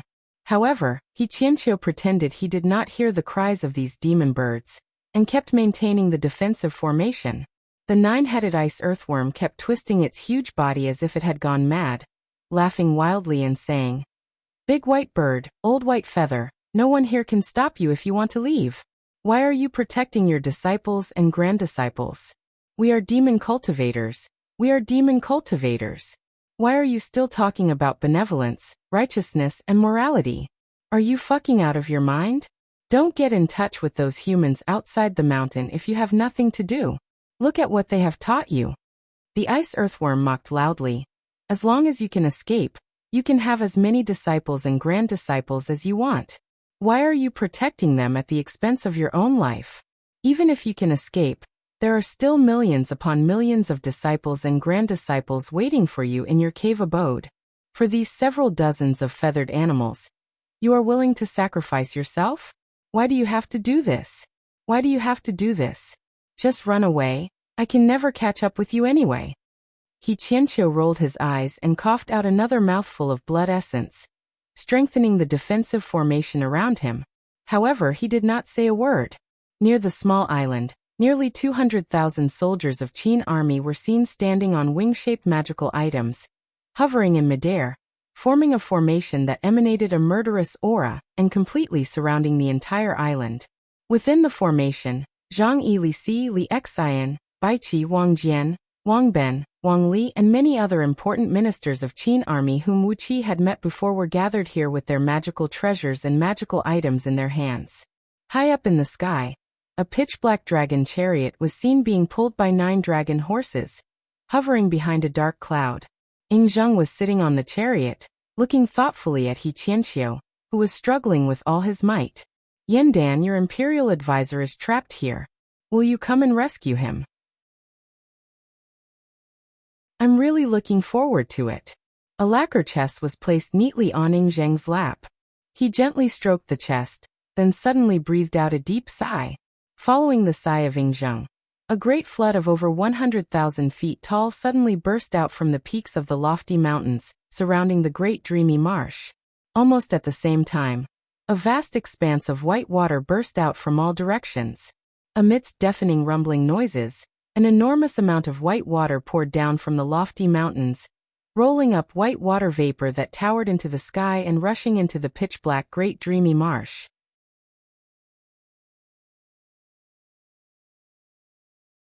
Chapter 224.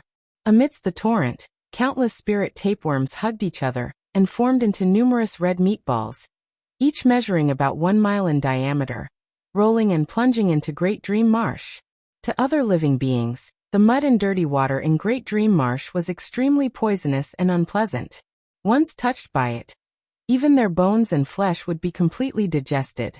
But these spirit tapeworms were even more vicious and ferocious. Not only did the poisonous swamp of Great Dream Marsh fail to kill them, it actually made them even more ferocious. A great amount of deadly poison was sucked into their bodies.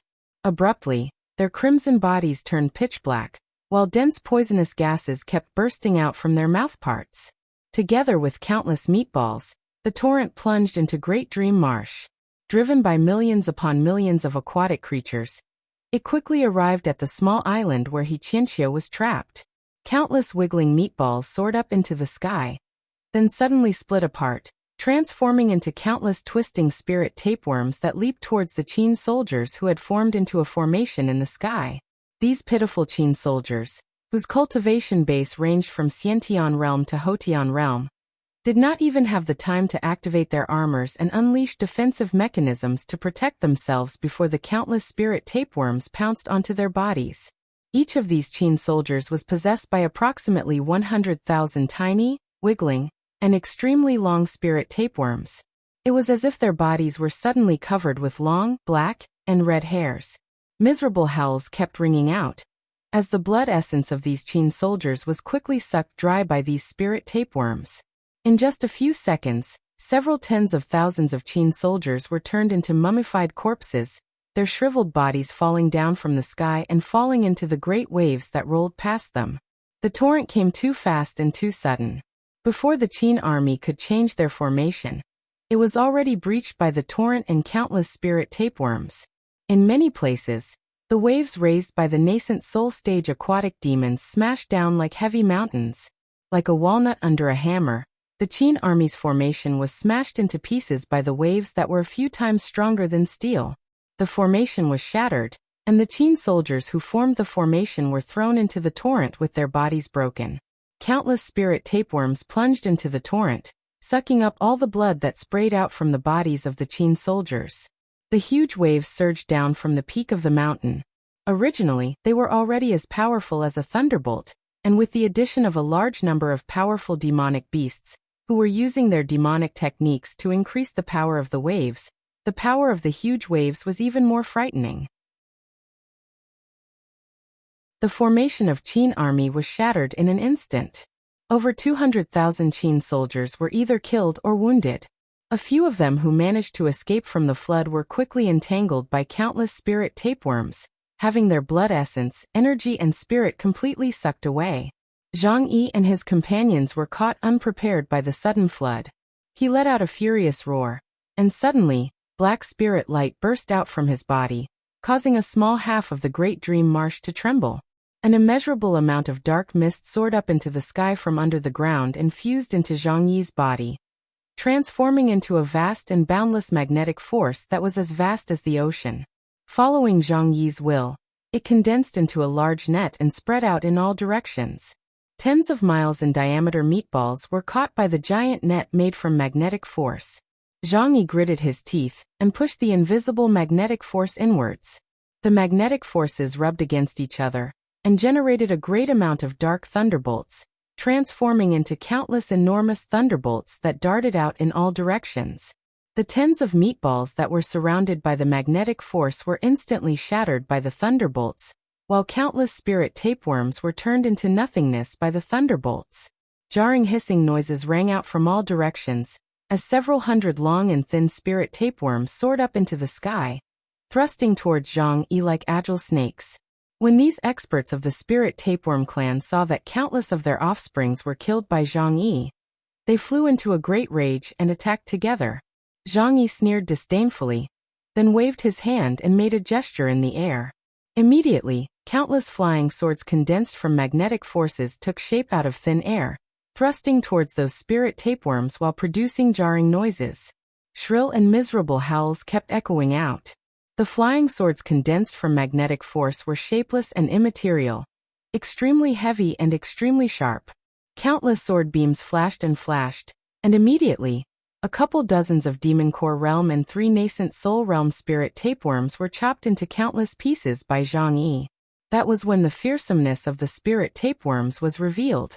When these severed spirit tapeworms fell into the floodwater, nourished by the blood essence that gushed out from the bodies of the Qin soldiers, each severed limb quickly grew into a new spirit tapeworm.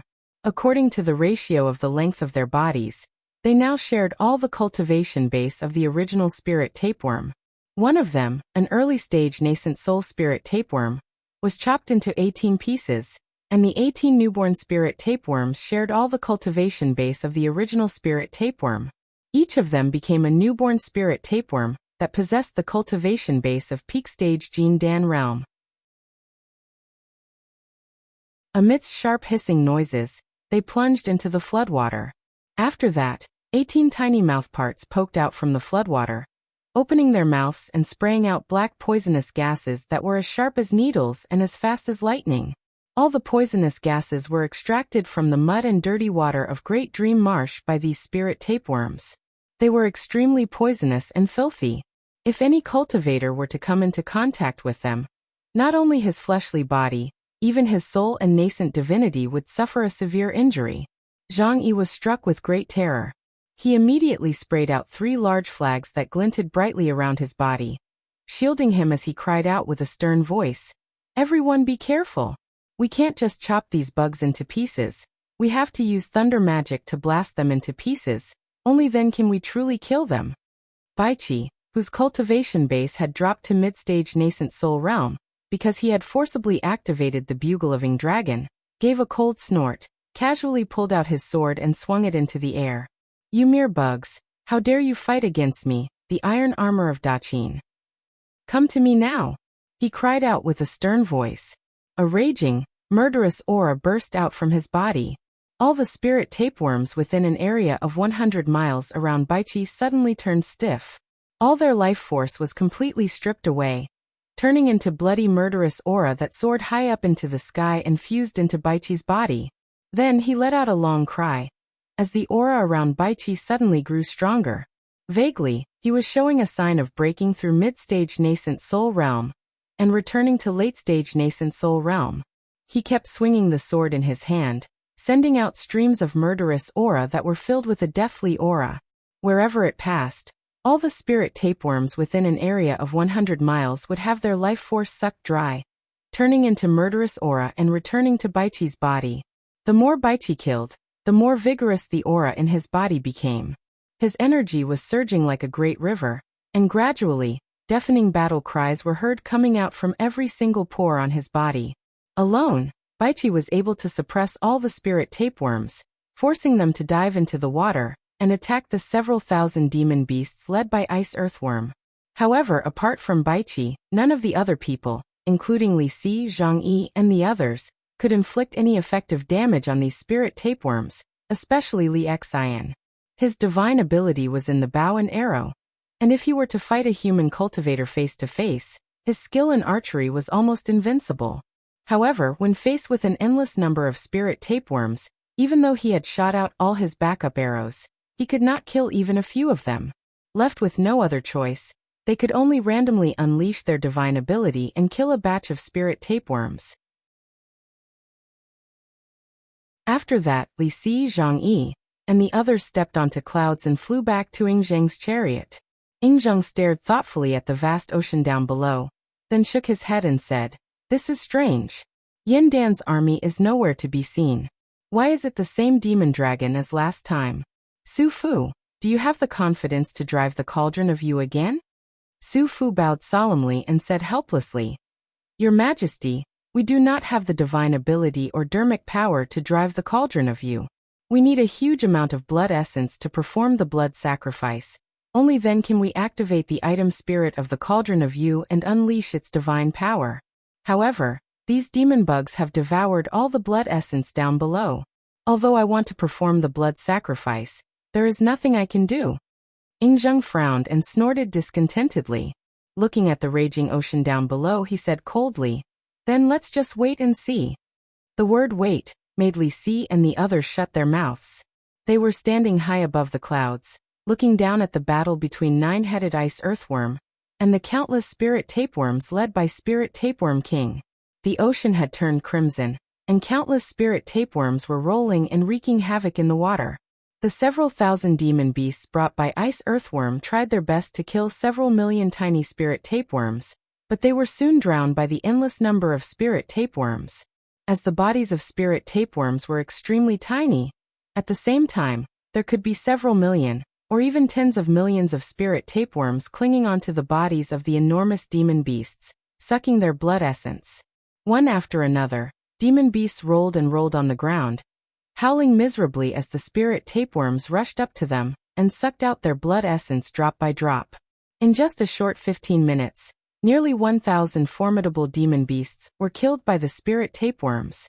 After absorbing enough blood essence, those spirit tapeworms would use a part of their energy essence to catalyze their bodies and increase their strength, while the other part of their energy essence would be transformed into countless spirit tapeworm eggs, shooting out from their tails. In just a blink of an eye, trillions of spirit tapeworm eggs were laid. After being accelerated by Spirit Tapeworm King, these eggs quickly hatched into newborn spirit tapeworms, throwing themselves towards those demon beasts with no regard for their own safety. As for Spirit Tapeworm King himself, he brought a large group of nascent soul spirit tapeworms and tightly entangled ice earthworm. The several hundred miles long Spirit Tapeworm King was like a razor-sharp steel wire, coiling around ice earthworm's body countless times. He tightened his grip on the ice earthworm's body, causing a thin line of blood to appear on its body. Drop after drop of blood essence oozed out from ice earthworm's body, being crazily devoured by those nascent soul spirit tapeworms. Ice earthworm shivered from head to toe in pain, trying desperately to drill deeper into the mud. If it were some other demon beasts with different appearances, as long as ice earthworm entered the mud, he would not be able to chase after him.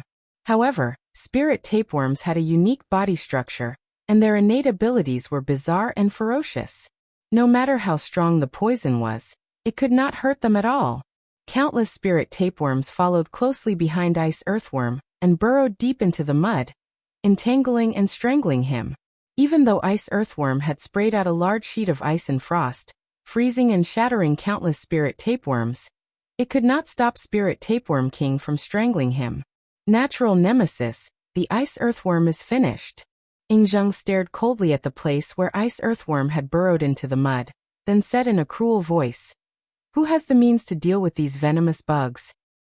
We can't use the cauldron of you, but what about the bone of Ing Dragon?" Li Si frowned, then said hesitantly, "Your Majesty, although these venomous bugs came along with the great waves, I don't think they are aquatic demons. I'm afraid the bone of Ing Dragon can't do anything to them." While Ing Zheng and his company were hesitating, the great waves had swept across Great Dream Marsh, rushing towards the city built by Qin Army on the shore of Great Dream Marsh. The city built by Qin Army measured about 100 miles in circumference, and had a city wall that stood 300 feet tall. It was fully constructed, and was engraved with countless primordial runes and restrictive spells. At this moment, no one knew who was in charge of the defense in the city. As nearly 10,000 practitioners soared into the sky, deep and muffled chanting of spells could be heard coming from the top of the city wall. The city wall began to glow brightly, transforming into a thick layer of light screen that enveloped the entire city. The Qin Army's barracks in the city remained unmoved, but the several tens of thousands of barbarian commoners who were working outside the city were struck with a bloody misfortune. Countless spirit tapeworms swarmed over, and before they could let out a miserable howl, they were already turned into dried corpses by the spirit tapeworms. On the small island where He Qianqiu was trapped, a large white crane, about 1,000 feet long, soared into the sky. It was He Qianqiu's true form. A melodious crane cry resounded through the clouds.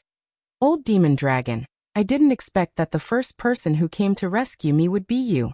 Strange, old bear and the other bastards who have no sense of brotherhood, where have they gone to?" Sitting on the back of the iron-shelled turtle, Wuxia was also looking left and right. Suddenly he broke out into curses furiously. "That old fool Su Qin. He sent me to be the first one to disturb the Qin army. Now that I've broken through their formation, where are the others? Where are the others?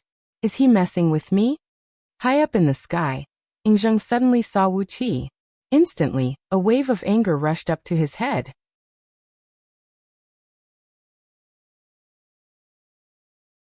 Chapter 225. High up in the sky, Ingzheng glared fiercely at Wuxia with his eagle eyes. The intense gaze made Wuxia tremble with fear, and he quickly hid behind Wanying Dragon King's back. When Wanying Dragon King saw that He Qianqiu had escaped successfully, he immediately recalled the military order given to Wuxia, which only asked him to harass the Qin army. Harass the Qin army? Do I have to risk my life to fight them? Wanying Dragon King was an old and cunning man. When he saw He Qianxiu fleeing with a group of severely wounded disciples and grand disciples, he immediately let out a loud dragon roar that shook the sky. People of Longyuan River, retreat, retreat. My boys, retreat now. The bone of Dragon King is very powerful, and we can't fight them head-on. Retreat, retreat. Whoever stays at the back, don't blame us if you die. The floodwater, which was still wreaking havoc in all directions just a moment ago, rolled back with a loud splash, then fled in a panic together with countless aquatic demons. They came fast, and they fled even faster.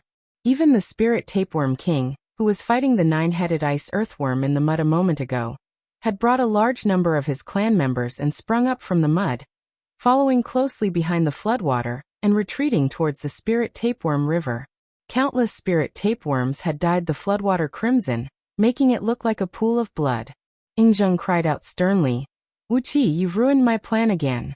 Now die." Then he performed an incantation gesture with both hands. Suddenly, the shadows of 8 flood dragons and 1 serpent behind Yingzheng's back swayed, and a pitch-black seal emerged out of thin air. He casually pointed his finger at Wuqi, and the black seal immediately transformed into a shadow of a dragon while piercing through the air with a deep, muffled noise, thrusting towards Wuqi's back. Wuqi felt a fierce wind smashing at his back. Without hesitation, he activated the mid-grade magical treasure-grade defensive armor, the water dragon armor, given to him by Jing Ke. A long cry towered into the sky, as a crystal blue full-body armor emerged on Wuqi's body. 3 water dragons, each as thick as a fist, wheeled rapidly around him, unleashing a large sheet of crystal blue energy that protected Wuqi. Swish! The seal smashed the 3 water dragons into pieces, then smashed brutally onto Wuqi's back. The mid-grade magical treasure, water dragon armor, did not have any defensive strength, and was instantly turned into nothingness by the seal unleashed by Yingzheng. Wuqi felt a sharp pain coming from his back, as a wave of energy that came with an eerie aura of destruction, yet at the same time overbearing, penetrated through the water dragon armor, and was about to hit him. He had only been cultivating the dragon transformation script for a few days. Even though his physical body had been greatly enhanced, there was no way he could withstand such a terrifying attack. "Yingzheng, I didn't peek at your wife bathing. Why do you hate me so much?" Wuqi let out an angry roar as he waved his left hand behind him. 36 golden dragon scales rose into the air and shielded his back along with a thick layer of earthy yellow mist. The black seal smashed through the water dragon armor and smashed brutally onto the yellow mist, knocking Wuqi several tens of miles away and slamming into a small hill. A mouthful of blood sprayed out from his mouth. Wuqi felt as if all the bones in his body were broken, and he could no longer control them. Although Wuqi had taken out all the defensive treasures except for the silver lotus, he was still nearly killed by Yingzheng with just a casual strike from Yingzheng. If not for the earth element dragon scale shield being extremely powerful, and possessing a defensive strength far greater than ordinary magical treasures, Wuqi would have been killed by Yingzheng on the spot. Before Wuqi could recover from his shock, and before whinnying Dragon King, who was also standing on the back of the iron shell turtle, could come to his rescue, Yingzheng had already let out a furious roar, pulled out the sword of Qin Emperor and thrust it towards Wuqi. At the same time, fearing that whinnying Dragon King might save Wuqi, Yingzheng sneered and formed 9 black seals, thrusting them towards whinnying Dragon King. Together with Yingzheng were Li Si, Su Fu, and all the famous ministers and generals serving him. The storm-like attacks had prevented whinnying Dragon King, Catfish Flood Dragon, and all the others from rescuing Wuqi. A sword beam shot down from the sky, slashing viciously towards Wuqi's back, who was buried deep in the mountain.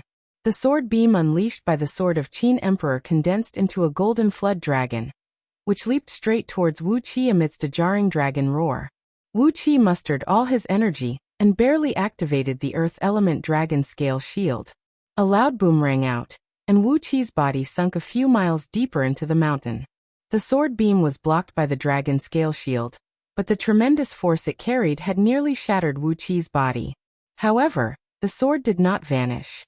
Instead, it kept spinning at an incredible speed, piercing through the yellow mist formed by the earth element dragon scale shield like a drill. It seemed determined to pierce through the shield and kill Wuqi. A dragon cry rang out from Wuqi's finger. As the item spirit of the black dragon spirit ring poked its head out, its eyes gleaming brightly, a large number of black dragon scales shot out from the black dragon spirit ring, coiling around Wuqi's body and forming into a mighty dragon scale soft armor that took the shape of a true dragon. The black airwave soared into the sky and fiercely collided with the dragon-shaped sword shadow, completely annihilating the peerless sword shadow. Wuqi suffered a tremendous shock. His eyes rolled up, and blood kept bursting out from his mouth. The black dragon's soul cried out sternly, "I've used up all the natural energies I've absorbed in the past few days. Do you still have a way to save your life? Quickly think of something, or you'll be finished. Bastard! If you're going to die, don't drag me down with you. Before you die, remember to undo the restrictive spell in my nascent divinity." While speaking, the black dragon's soul nearly burst into tears. If his soul perished because of Wuqi, it would be an unjust death. Wuqi chuckled, nodded at the black dragon's soul and said, "We're good brothers, good brothers. If I die, I'll definitely drag you down with me. This is what the saying live and die together means." Glaring at the black dragon soul, Wuqi's eyes shone with a ferocious gleam as he roared, "Do your best to protect me. Stop talking nonsense here. If I'm dead, you can't live." Leaping up from the small hill, Wuqi staggered up to the surface of the water, pointed his finger at Yingzheng, and roared furiously, "Yingzheng, I'm going to fuck." Before he could finish a string of curses, the flustered and exasperated Yingzheng had risen from the chariot, pulling out a large, glinting white seal from under his sleeve. "Wuqi, you little punk, I'm going to kill you today. I'm going to kill you. Take a look at my imperial seal of Daqin. I've gathered the energy of the human emperor under the heaven and earth, and I'll completely destroy your fleshly body and soul, making you unable to reincarnate forever." Suddenly, a large sheet of bright light shone from the seal in Yingzheng's hand. Amidst the bright light, 8 ancient characters slowly emerged.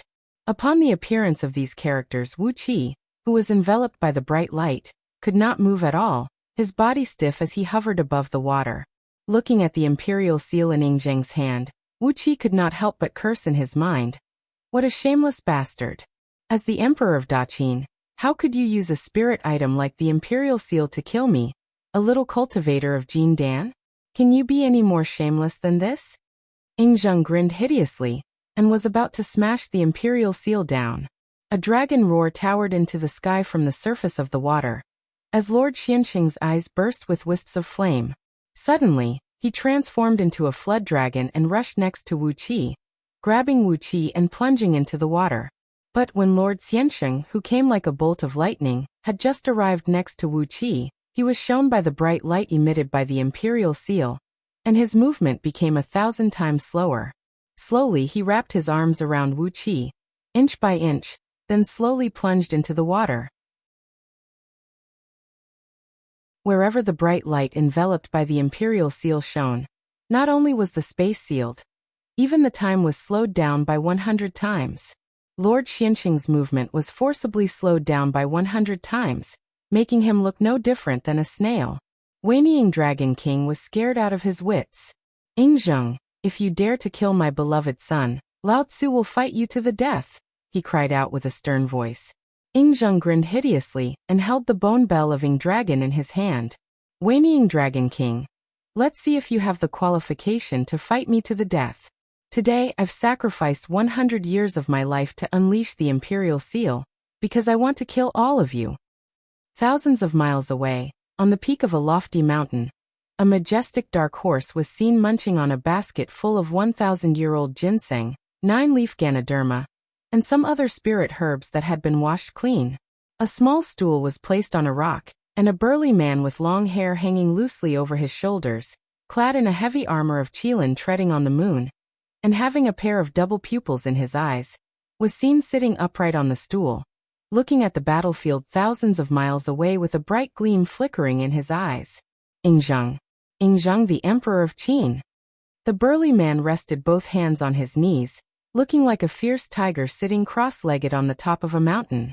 He was emanating a domineering aura that made people bow their heads and worship him. With a faint smile on his face, He looked at Ing Zheng and said coolly, "Do you know that I've been waiting for the day to fight you for over 2,000 years? Your sons and grandsons are no match for me. Bring me the spear." The burly man reached out his hand and made a grabbing gesture. 6 burly bodyguards, tall and burly, their skin glinting with a faint golden gleam, carried up a coiling dragon spear, as thick as a bowl and measuring 24 feet long, and handed it over to the burly man. When the burly man held the pitch-black coiling dragon spear in his hand, a sharp and jarring dragon cry suddenly rang out from within the spear. "Activate the myriad corpses formation, and kill all the generals and ministers of Qin army. The army of Yen has yet to arrive, and I'm too lazy to find out what kind of strategy they have in mind." An excited smile emerged on the burly man's face. He laughed wildly and said, "In the face of absolute power, all strategies are just like flowers in a mirror or the moon in the water, which can be easily broken. Only a power that can dominate the world can stir the clouds in all directions." Suddenly, the burly man sprung up into the sky and sat on the dark horse. He threw his head back and laughed wildly and said, "Too bad, you're not here with me. You won't be able to see me raise the spear and ride the horse once again, sweeping across all the so-called heroes and mighty figures under the heaven. Ug. Watch me kill Emperor Qin today." With a thrust of the spear, the burly man and his horse broke through the void and arrived behind Ing Zheng in a blink of an eye. Before Ing Zheng could kill Wuqi and Lord Xiansheng, the coiling dragon spear of the burly man had already smashed brutally onto Ing Zheng's back with a murderous intent that could destroy everything. Ing Zheng roared furiously. The shadows of 8 flood dragons and 1 serpent rolled and rolled behind him, while a tremendous force was sent flying backward along with the imperial seal in his hand. The coiling dragon spear and the imperial seal collided, causing blood to spray out from both the burly man and Ing Zheng's 7 apertures. Ing Zheng cursed furiously as he was knocked flying 100 miles away by the spear. Meanwhile, the burly man was laughing wildly as he rode back quickly, trying to offset the tremendous force from Ing Zheng's imperial seal. At the same time, he drew out the sword hanging on his waist and swung it forcefully towards Li Si's head, who was just inches away from him. Li Si cried out in alarm and retreated hastily. The edge of the sword brushed past his shoulder, cutting off a thick piece of flesh about the size of a palm. Countless sharp and unpleasant howls soared into the sky from the Great Dream Marsh, as several tens of thousands of armored soldiers, shrouded in a towering murderous aura and enshrouded in a dense mist, dashed out from the mud, leaving numerous afterimages behind as they charged towards the Qin army. All of a sudden, the entire city built by the Qin army sank into the ground. 18 gigantic figures, nearly 10,000 feet tall and shrouded in a towering murderous aura and chilly gusts of wind, slowly straightened their bodies from where the city had sunk into the ground. Shockingly, these giants had already emptied the foundation of the Qin army's city. Wu Qi scanned these armored soldiers with his divine will, then cried out in shock. "All of them are dead bodies? What are they? Zombies? Who is this guy?" Upon hearing Wu Qi's cry, the burly man, who was riding on a dark horse and was about to charge towards Ing Zheng with his spear, could not help but throw his head back and let out a loud laugh. "I am Xiangyu, the hegemon king of Western Shu. Ing Zheng, I am also the one who burned down your Ipang palace and killed all the members of your imperial clan." Countless thunderbolts came crashing down from the sky. For a moment, the only thing that could be seen was the figure of Xiangyu riding on the dark horse, throwing his head back and roaring furiously into the sky.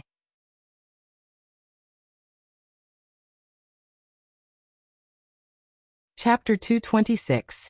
Xiangyu. The Xiangyu who was too ashamed to face the elders of River East, and killed himself in the middle of Wu River. Wu Qi could not help but breathe out a long sigh as he looked at the tall and mighty figure riding on the back of the dark horse, who was emanating a threatening murderous aura. A peerless hero was indeed an extraordinary man. After coughing out 2 mouthfuls of blood, Wu Qi pulled Lord Xiansheng and retreated backward. With his current strength, he did not have the qualification or ability to get himself involved in the affairs of these people. But sooner or later, Wu Qi would let these former heroes know that the world was a big place, and they were not the only ones. With a threatening flame burning in his eyes, Wu Qi carefully retreated backward. Without being told by anyone, Wanying Dragon King had already coiled up a great wave and brought countless aquatic demon beasts to flee to the back. A great wave came rolling over and dragged Wuqi and Lord Xianxing into it. Wanying Dragon King flew over and gave Lord Xianxing a few slaps on the face and said, "Bastard! You little rascal! Why did you try to save me? If something bad happened to you, who will take care of me when I die? Who will inherit the throne of Dragon King of Longyuan River?" Lord Xianxing's eyes went wide as he stared at Wanying Dragon King and said in a deep voice, "Wuqi has restored my eyes, and that is a great kindness. If I don't repay the kindness, I am not a son of a man." Wanying Dragon King gave him a few more slaps, causing Lord Xianxing to flee with his hands over his head. While slapping him, he scolded, son of a man, son of a man! You are a son of a man, my ass! Lao Tzu is a flood dragon and so are you. What does it have to do with a man? If you dare to risk your life to save someone again, Lao Tzu will. After scolding him for a long while, Wanying Dragon King still had no idea how to teach his son a lesson. So in his mind, Wuqi gave him a curse for his son. "I'll fuck your mother." While laughing in his mind, a terrifying shockwave suddenly came from above his head. Within a radius of 1,000 miles, the waves were shattered into pieces by the tremendous force. Tens of thousands of gigantic fishes, turtles, water boas, and other spirit beasts exploded, turning into blood and flesh, drifting in the air above the waves. Everyone looked up hastily, and they saw Ing Zheng and Xiangyu flying back while coughing blood once again. Obviously, Xiangyu's physical strength was stronger than Ing Zheng, but Ing Zheng's magical power and divine abilities were much stronger than Xiangyu. Both men fought head-on, sending tremendous forces crashing into each other. Ing Zheng's fleshly body was nearly disintegrated by Xiangyu's brute force, while Xiangyu's soul was apparently shaken by Ing Zheng's divine ability. He was shaking his head desperately, trying to regain his confused mind. This was the second time the two Overlord-class characters clashed head-on, and both of them were injured and forced to retreat. Both of their cultivation techniques were domineering and tyrannical. Once they clashed, they could only advance and not retreat. Therefore, the injuries they suffered were especially severe. Standing behind Ing Zheng, Li Si clenched his jaws tightly as he pulled out a scroll and a writing brush. Staring at Xiangyu with his eyes, he wrote a huge character of death on the scroll. The character was written in the ancient script of birds and insects, and it was emanating an ominous dark mist. Li Si gently swung the tip of the writing brush, and the huge character of death immediately broke into pieces on the scroll. Then he cried out in a low voice, "Dharma word death quietus of all things." A dense dark mist burst out from every single pore on Li Si's body. Li Si's body suddenly shriveled up, and in a blink of an eye, he turned from a handsome middle-aged scholar into a withered, skinny old man. Xiangyu, who was holding the coiling dragon spear in his hand, throwing his head back and laughing wildly into the sky, preparing to launch the third attack towards Ing Zheng, suddenly trembled. The void around him, 1,000 feet in diameter, suddenly turned pitch black. Only a faint white gleam was emitting from his body, which allowed him to be seen clearly. It was as if the void had suddenly turned into the 18th level of hell. Countless twisting evil ghosts squeezed out from the pitch-black, circular space, baring their teeth and leaping towards Xiangyu. Countless evil ghosts leaped out from the void, bringing with them an immense aura of death, and kept sucking the life force from Xiangyu's body. Xiangyu, who was once full of vigor, suddenly trembled, and together with the dark horse he froze in midair. There were countless evil ghosts, and each of them had only sucked a tiny bit of life force from him. In just a blink of an eye, Xiangyu's skin and muscles had shriveled up like a withered apple, and there was no more life force left in him. The dark horse threw its head back and let out a long and loud cry, while its muscles tightened up, and its dark and shiny fur quickly turned dull and lusterless. Li Si, who had a large piece of flesh cut off from his shoulder by Xiangyu, was grinning grimly. Dark mists kept flashing and flashing around his body, as he closed his eyes and focused on maintaining the effect of the Dharma word with all his strength. Su Fu, clad in a thick black robe, his body shrouded in a strange gleam, and from time to time, twisting runes could be seen emerging and hovering around his body. He looked at Li Si, who was surrounded by the evil ghosts, then casually stretched out his finger and pointed it at the void. 8 million deities from the past and present. I'll crush them all with a single finger. All the realms in the universe, the past and the present, all the deities, listen to my command. Abruptly, the finger stretched out by Su Fu turned translucent, expanding to a length of over 3 feet, and as thick as an ordinary man's arm. Countless tiny runes could be vaguely seen on the tip of the finger. With a shake of his body, the surrounding natural energies kept fusing into the huge finger. In just a short moment, the void in front of his fingertips suddenly shattered. Su Fu's body pierced through the shattered void and came behind Xiangyu. Noiselessly and gently, like a falling snowflake, his enlarged finger slowly pressed onto Xiangyu's back. Suddenly, a loud boom rang out between the heaven and the earth, turning several thousand lofty mountains down below into nothingness at the same time. A frightening howl was heard coming from the depths of Great Dream Marsh, while countless pitch-black silt and dirty water shot up into the sky, reaching a height of over 100 miles. Suddenly, the void around Xiangyu shattered and shattered, while countless evil ghosts transformed into pitch-black and sticky mist, smashing into his body together with Su Fu's finger. Xiangyu's body leaned forward and was knocked flying off from the back of the horse. His armor was ripped to shreds, revealing his bronze-colored and incredibly strong fleshly body. His skin was torn and broken, and vaguely, countless twisting black runes could be seen drilling and weaving in his muscles. The soul-shattering curse had transformed countless evil ghosts and deities into the vicious power of quietus, and injected them into Xiangyu's body, turning them into cursed runes and stirring inside his body. Wuxia, who had retreated several hundred miles away from the battlefield, and had been observing the battlefield with the mystic eyes of universe, breathed out a deep sigh and said, "The soul-shattering curse from script of ancient law is indeed powerful. Too bad that I didn't have the time to study the Tao of primordial runes recently, so I don't have the ability to use this finger technique." Wuxia knew very well that without the countless evil ghosts summoned by Li Si using the Dharma word, Su Fu's soul-shattering curse could not have such a powerful power. Only by joining hands with Li Si's Dharma word and Su Fu's soul-shattering curse could they have unleashed such a frightening power that shattered all the mountains within 10,000 miles. Mud rose high from the ground, and several thousand lofty mountains were crushed to pieces. Endless earth energy pervaded the surroundings. The hills crumbled, and the underground energy veins beneath them were severely damaged as well. Immeasurable amounts of earth energy leaked out, turning into natural energy storms that could be seen with naked eyes, wreaking havoc in the surroundings. With a solemn expression, Zhang Yi walked out from the hole. He spread both hands, and a frightening suction force suddenly came out from his body. Like a tiny black hole, he sucked in all the drifting energies around him in a blink of an eye. The enormous suction force spread out rapidly, and in just a blink of an eye, it had covered the entire sky region of 100,000 miles in circumference. Endless earth core spiritual energy was absorbed into Zhang Yi's body, and then turned into a huge magnetic force that poured out of his body. This time, the enormous magnetic force was forcibly condensed into a dark hole that was less than several tens of feet in diameter. Amidst a loud rumbling of thunder, it teleported near Xiangyu's body.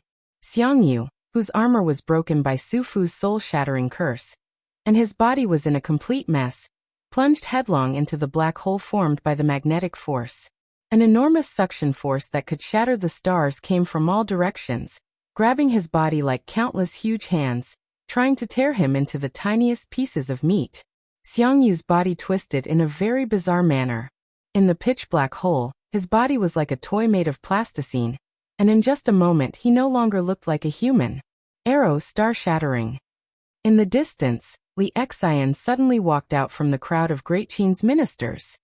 He pulled open a strange-shaped longbow that was as tall as himself and released 3 arrows in a row. Dang dang dang. 3 blinding beams shot out from the bow, piercing through the black hole formed by the magnetic force and hitting Xiangyu's body. No one knew how Xiangyu's body was tempered, but when the 3 arrows that were powerful enough to pierce through a mountain hit him, they only broke his skin and could not penetrate into his flesh. After a series of rapid stabs, The exploding sword lights only caused a large amount of blood to spurt out, but did not cause any real harm to Xiangyu. Yingzheng, who was holding the imperial seal in his hand and getting ready to launch another attack at Xiangyu, had his expression flickered. He cried out fiercely, "What a good fleshly body! Xiangyu, you traitor, you should be proud of your cultivation base. But too bad, I have countless capable ministers and fierce generals by my side, and you are alone. How could you be my match?" A long cry rang out, as Wang Jian, Wang Ben, and Wang Li sprung up into the sky at the same time. In their left hand was a tricolored mirror that emitted a tricolored light that shone on Xiangyu's body, while in their right hand were 3 identical swords that kept emanating a blinding light like 3 little suns and emanating frightening heat waves. Letting out long whistling noises, they thrust straight toward Xiangyu's forehead, throat, and heart. The cultivation base of Wang Jian and the other 2 men was peak stage nascent soul realm, and they too were cultivating with body tempering techniques. Their fleshly bodies were very strong, and their magical powers and divine abilities were only suitable for close combat. When the 3 swords were thrust out at the same time, the power contained in them was enough to pierce through a mountain and split the ocean. Bringing with them a blinding light and a threatening heat wave, the 3 swords tore through the void and stabbed viciously into Xiangyu's body. In almost 1/10 of a second, Qi and all the ministers of Daqin had struck out, unleashing a frightening attack that could even kill an ordinary nascent divinity cultivator. No matter it was cultivation techniques, divine abilities, magical treasures, or weapons, the overall strength and resources displayed by all the ministers of Daqin had shocked Wuxia. The 3 swords had pierced through Xiangyu's skin, and were about to pierce deep into his body. All of a sudden, Xiangyu threw his head back and let out a wild laugh. "Yingzheng, why would I need the help of others to deal with this bunch of useless fools? I, Xiangyu alone, can destroy you, Daqin, with just a flip of my palm. There is a god in Great Chu, who slaughters all living beings with an axe. His name is Qiyushi, who overturns the heaven and earth." As Xiangyu let out a long cry that sounded somewhat old and sad, a towering blood energy shot out from behind his back, and amidst it, a blood-red flag could be vaguely seen fluttering in the air. "Get the hell out of my way, you bunch of worms!" Xiangyu flipped his right palm and lifted it up into the air. A blood-red palm print expanded to the size of 100 miles, soaring up into the sky together with the roars of countless soldiers. Li Si's Dharma words, Su Fu's spell, Zhang Yi's magnetic force, and the sword beams from Wang Jian and his family were all shattered by the blood-red palm print.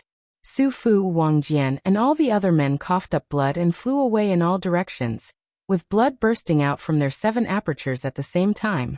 The huge blood-red palm print brought with it a despairing aura, and shot up to 100 miles into the sky, then came pressing down forcefully. On the ground, 18 giant undead warriors, each standing 10,000 feet tall, forcibly uprooted the city built by Qin army from the ground, lifting it up into the sky. When the blood-red palm print pressed down, the thick and heavy restrictive runes on the city were shattered, and several thousand Qin practitioners were turned into ashes by the blood-red palm print while howling miserably. With just one palm print, all the Qin army and ministers were defeated.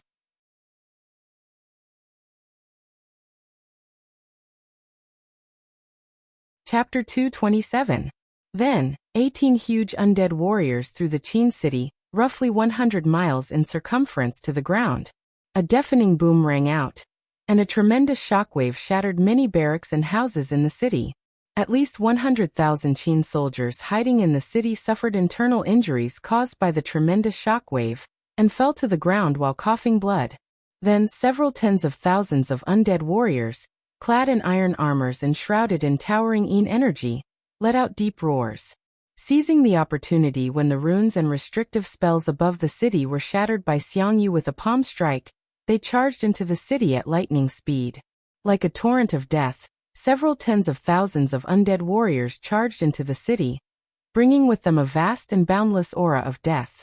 Large groups of Qin soldiers lined up in neat formations, rushing out from various barracks in the city, fearlessly charging towards these undead warriors.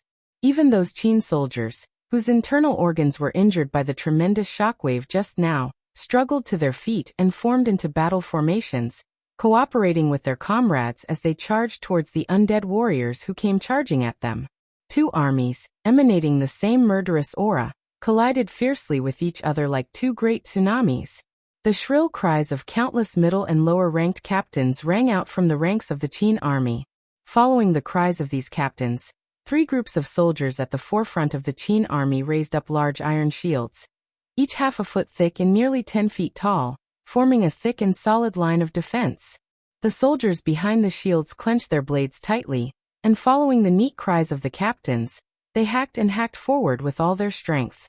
Amidst loud clanging noises, the iron armors worn by the blades were shattered, and the sharp blades pierced through the armors and hacked into their bodies. However, it was unknown what mystic technique was used to temper these undead warriors, as their bodies were at least 10 times or even 100 times stronger than the iron armors worn by them, which served only as decoration rather than defense. When the blades landed on their bodies, they could only produce a large amount of sparks, and could not break their bodies at all. Behind the 3 rows of Qin soldiers in the front were 3 rows of warriors with spears in their hands. Following the orders given by their commanders, these warriors, who had arms that were obviously twice thicker than those warriors with huge shields and machetes, lowered their bodies and gripped tightly onto the sharp spears that were as thick as human arms. They roared deeply, then thrust their spears forward through the gaps that were purposely left on the shields. Another series of metallic clangs rang out, and the armor on the zombies' bodies shattered. The sharp spears pierced through the armor, but they only created a few insignificant white marks on the bodies of these terrifying zombie soldiers. The zombie soldiers nonchalantly grabbed the spears and machetes, and swung them in all directions with all their strength. Cries of alarm rang out one after another, as several thousand Qin soldiers had their blades and spears grabbed by the zombies. They were dragged out from the ranks by these zombies, who seemed to have an infinite strength, and were thrown out forcefully. Even the weakest of these Qin soldiers had the cultivation base of peak-stage Hotian realm. However, their strength still belonged to the category of human beings. Even those Qin soldiers of Xiantian realm, even though they had cultivated their bodies to the level of Xiantian body strengthening realm, their arms could only carry a strength of several thousand kilograms. However, these zombies were cultivated with a mystic technique, and when they were alive, their cultivation base was not weaker than the Qin soldiers. After they died, they were tempered with herbs and mystic techniques, which made their fleshly bodies 10 times, or even 100 times harder than steel, and their strength was at least 100 times stronger than ordinary soldiers. With just a casual swing of these zombies, they could carry a tremendous force of no less than 100,000 kilograms. With just a swing, these Qin soldiers were thrown several hundred feet away. Underneath these Qin soldiers were swarms of zombies, who were swarming forward. Right when these soldiers landed on the ground, they were immediately grabbed by the huge hands of the zombies that came from all directions.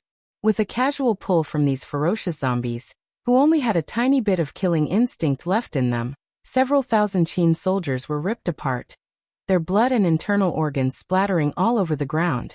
A wild howl rang out, as the tens of thousands of zombies, who were charging at the forefront, thrust their fists forward with all their strength. Their fists smashed viciously onto the thick and heavy shields of the Qin soldiers. The brute force of each punch had the force of several 100,000 kilograms, shattering all the shields of the Qin soldiers. The Qin soldiers holding the shields were like eggs that had been smashed by a mountain-splitting hammer. Their bodies could not withstand the tremendous force, and their bones were broken, shooting out from their bodies like arrows shot from a powerful crossbow, ripping their own bodies into a bloody mess. In just the time of one breath, the shield formation at the forefront of the Qin soldiers had completely collapsed, and all the shield bearers were slaughtered by the zombies. Tens of thousands of zombies swarmed into the city, lining up in a straight line and pushing forward in an unstoppable manner, like a crumbling mountain ridge. The 3 rows of spear bearers behind the shield bearers did not even have the time to pull back their spears, and the zombies had already arrived before them. The heavy fists were like the thunder hammer smashed down by the god of thunder, exploding the bodies of these spear bearers into pieces. Blood and minced meat were piled up all over the ground, and it was a scene that was too horrible to look at. In just a few breaths of time, Over 30,000 Qin soldiers had been killed. All the soldiers were killed, and not a single one of them was wounded. In the face of these ferocious zombies, it was impossible to leave any wounded soldiers alive. Nevertheless, the formation of Qin army did not fall into disorder. All the soldiers were holding their positions tightly, holding weapons in their hands and staring furiously at the zombies that kept pushing forward. Crossbows. Suddenly, the roars of the Qin generals rang out from all directions. As their roars echoed out, a large group of crossbowmen, clad in leather armors and holding strangely shaped crossbows, suddenly rushed out from the back of the formation. Using the fastest speed, these Qin crossbowmen loaded their crossbows, roughly calculating the distance between them and the army of zombies. Then they tilted the crossbows slightly towards the sky and quickly unleashed a projectile attack. Buzz. The crossbow formation of Qin army was activated. Tens of thousands of bolts soared into the sky like a swarm of wasps, tearing through the air with deep, muffled whistling noises as they flew straight towards the army of zombies. In midair, Xiangyu, who had just repelled a few generals and important ministers of Qin army with one palm strike, suddenly let out a wild laugh and said, "Ingzheng, how could these scrap metals be able to defeat the divine undead soldiers of Great Chu? Over the past several hundred years, relying on these several tens of thousands of divine undead soldiers, I've been marching all the way to the north, wiping out countless demons, devils and evil creatures. Not a single soldier was killed or wounded. Do you really think these scrap metals can hurt them?" Xiangyu threw his head back and laughed, showing his disdain towards Daqin's bolts. But after laughing for 2.5 times, he could not laugh anymore. The rest of his wild laughter was choked in his throat, turning into a clucking sound that only an old hen could make when laying eggs. It made him look extremely embarrassed. Amidst Xiangyu's wild laughter, the countless bolts of Qin army had fallen into the army of zombies. All the bolts burst out with a blinding white light at the same time, which came with a magical purifying and exorcising power. Under the blanketing of the white light, the divine undead soldiers under Xiangyu's command began to melt like snowmen under the sunlight. A large amount of dark mist kept rushing out from their bodies, softening their bodies that were stronger than steel. The bolts did not cause too many direct casualties to these divine undead soldiers, but the magical white light had greatly weakened the strength of these zombies. To the surprise of the Qin soldiers, they realized that their blades could easily hack off the heads of these zombies, and their spears could easily pierce through the vital parts of these zombies. The movement of these zombies became slow and stiff, and under the illumination of the white light, no matter it was their strength, morale, or the speed of healing, all of them had doubled. Su Fu, who was knocked flying away by Xiangyu's palm strike and nearly had all his bones broken by the blood-red palm print, let out a wild laugh while coughing blood. "Xiangyu, you little punk! Don't you dare look down on me, Daqin. If not because the ambush I, Daqin, set up was to target someone else, and if not because we did not expect that you would come and disturb our plans, how could you be so arrogant? You are just some undead zombies. What kind of amazing cultivation technique is that? The mystic technique of me, Daqin, is not weaker than yours." A loud roar echoed out, shaking the surrounding mountains and making them shake violently, while huge waves rose and rocked the Great Dream Marsh. Muffled footsteps could be heard coming from the city where Qin army was stationed. Hundreds of thousands of steel puppets walked out slowly from various barracks in the city, with heavy steps, their bodies glinting with dazzling runes. Each of these steel puppets stood about 12 feet tall, much taller than an ordinary man. They were holding sharp blades and spears in their hands, as well as terrifyingly huge metal bows and crossbows. Striding in an orderly manner, they formed the most common charging formation used by the Qin army, and greeted the undead soldiers who were shrouded in the white light. Amidst the shouts of the Qin generals, the Qin soldiers retreated slowly. These gigantic demon figurines replaced the Qin soldiers, and engaged in a fierce battle with the undead soldiers. Tragedy struck. The undead soldiers, whose combat strength was weakened by 90% by the white light, were no match for these demon figurines. From the murderers who massacred wantonly a moment ago, they had now become the targets that were being slaughtered wantonly. These demon figurines were forged using precious alloys that had been tempered hundreds of times, and the runes on their bodies had given them a tremendous defense and strength. Each demon figurine weighed about 50,000 kilograms, and even the undead soldiers at their peak condition would find it difficult to knock these demon figurines down with ease. Every strike of these demon figurines carried a force of over 1 million kilograms, which was comparable to the tremendous strength that only peak-stage human immortals of Jin Dan who specialized in body tempering could have.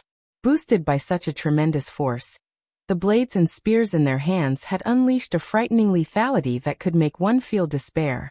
When a 30-feet-long blade was swung horizontally, a dozen undead soldiers would be cut into two from the waist, and when a spear as thick as a small tree trunk was thrust gently, 3 to 5 undead soldiers would be smashed to pieces. On the other hand, when the undead soldiers' fists landed on these demon figurines, they could only produce a large amount of sparks. Their nails could not even leave a scratch on these demon figurines. The strength of each demon figurine's metal body was comparable to upper-grade magical items, and together with the defensive strength boosted by the primordial runes, their bodies were as strong as lower-grade magical treasures. Wuxia ran his mystic eyes of universe through this batch of demon figurines. There were a total of 150,000 demon figurines. On the battlefield, these demon figurines could unleash a frightening combative strength that could fight 10,000 ordinary soldiers alone.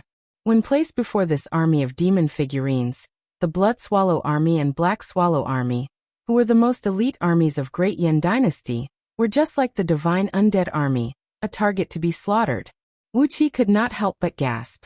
Fortunately, Xiangyu, a good Samaritan who took pleasure in helping others, had attacked Yingzheng first. Otherwise, Great Yin Dynasty might have suffered a great loss. But where did these demon figurines come from? When the Qin army was besieged by the aquatic demons of Longyuan River, they had never seen these fearsome weapons. The aquatic demons of Longyuan River had retreated back to the Spirit Tapeworm River, and were retreating along the river towards the main river course. Wuqi, He Qianqiu, Wei Dragon King, and a few other men were standing on the top of the tallest mountain near the Spirit Tapeworm River, exercising their mystic arts and watching the battle between the Qin army and Xiangyu. Judging from the current situation, there was no doubt that Xiangyu was at a disadvantage. Although he had defeated the siege of Daqin's ministers with a single palm strike, his divine undead army was in danger of being destroyed. Right at this moment, the 18 giant undead warriors brought here by Xiangyu suddenly opened their mouths together. Large sheets of crimson flame burst out from the mouths of these 10,000 feet tall giant undead warriors, blanketing the divine undead army and Daqin demon figurines who were fighting fiercely. A threatening heat swept across the entire place. Even Wu Qi and his company, who were standing several hundred miles away, could feel the frightening heat wave coming at them. It showed how frightening the heat contained in these flames was. On the spot, those collapsed mountains near the city were melted into lava, while all the Qin soldiers in the city were turned into ashes and drifting in the air due to the high temperature.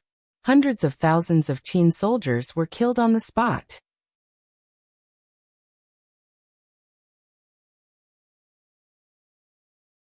Chapter 228. Roar, roar, roar.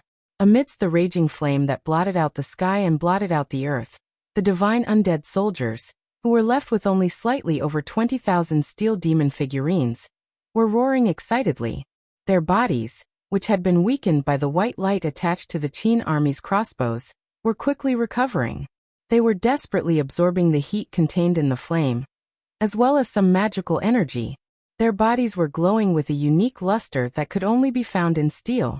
No matter it was the toughness of their bodies or their strength, they had reached a whole new realm. Loud clanging noises kept ringing out, as the divine undead soldiers, who had regained their strength, kept swinging their fists and smashing them towards the steel demon figurines in front of them. The loud clanging noises could be heard from several hundred miles away, and Wu Qi and the others could hear them clearly. On the sturdy bodies of the steel demon figurines, there were numerous shallow fist marks, as they were pushed back by these divine undead soldiers who had suddenly unleashed a tremendous force. The crimson flame had even burned the runes around these steel demon figurines, causing them to explode one after another. The defensive strength of their bodies dropped rapidly, and in just a blink of an eye, they were left with only the defensive strength of their steel bodies. The raging flame that came pouring down like raging waves from the ocean had turned these steel demon figurines' bodies red. Some demon figurines that were made with slightly flawed materials had even melted into molten iron, just like the surrounding ground.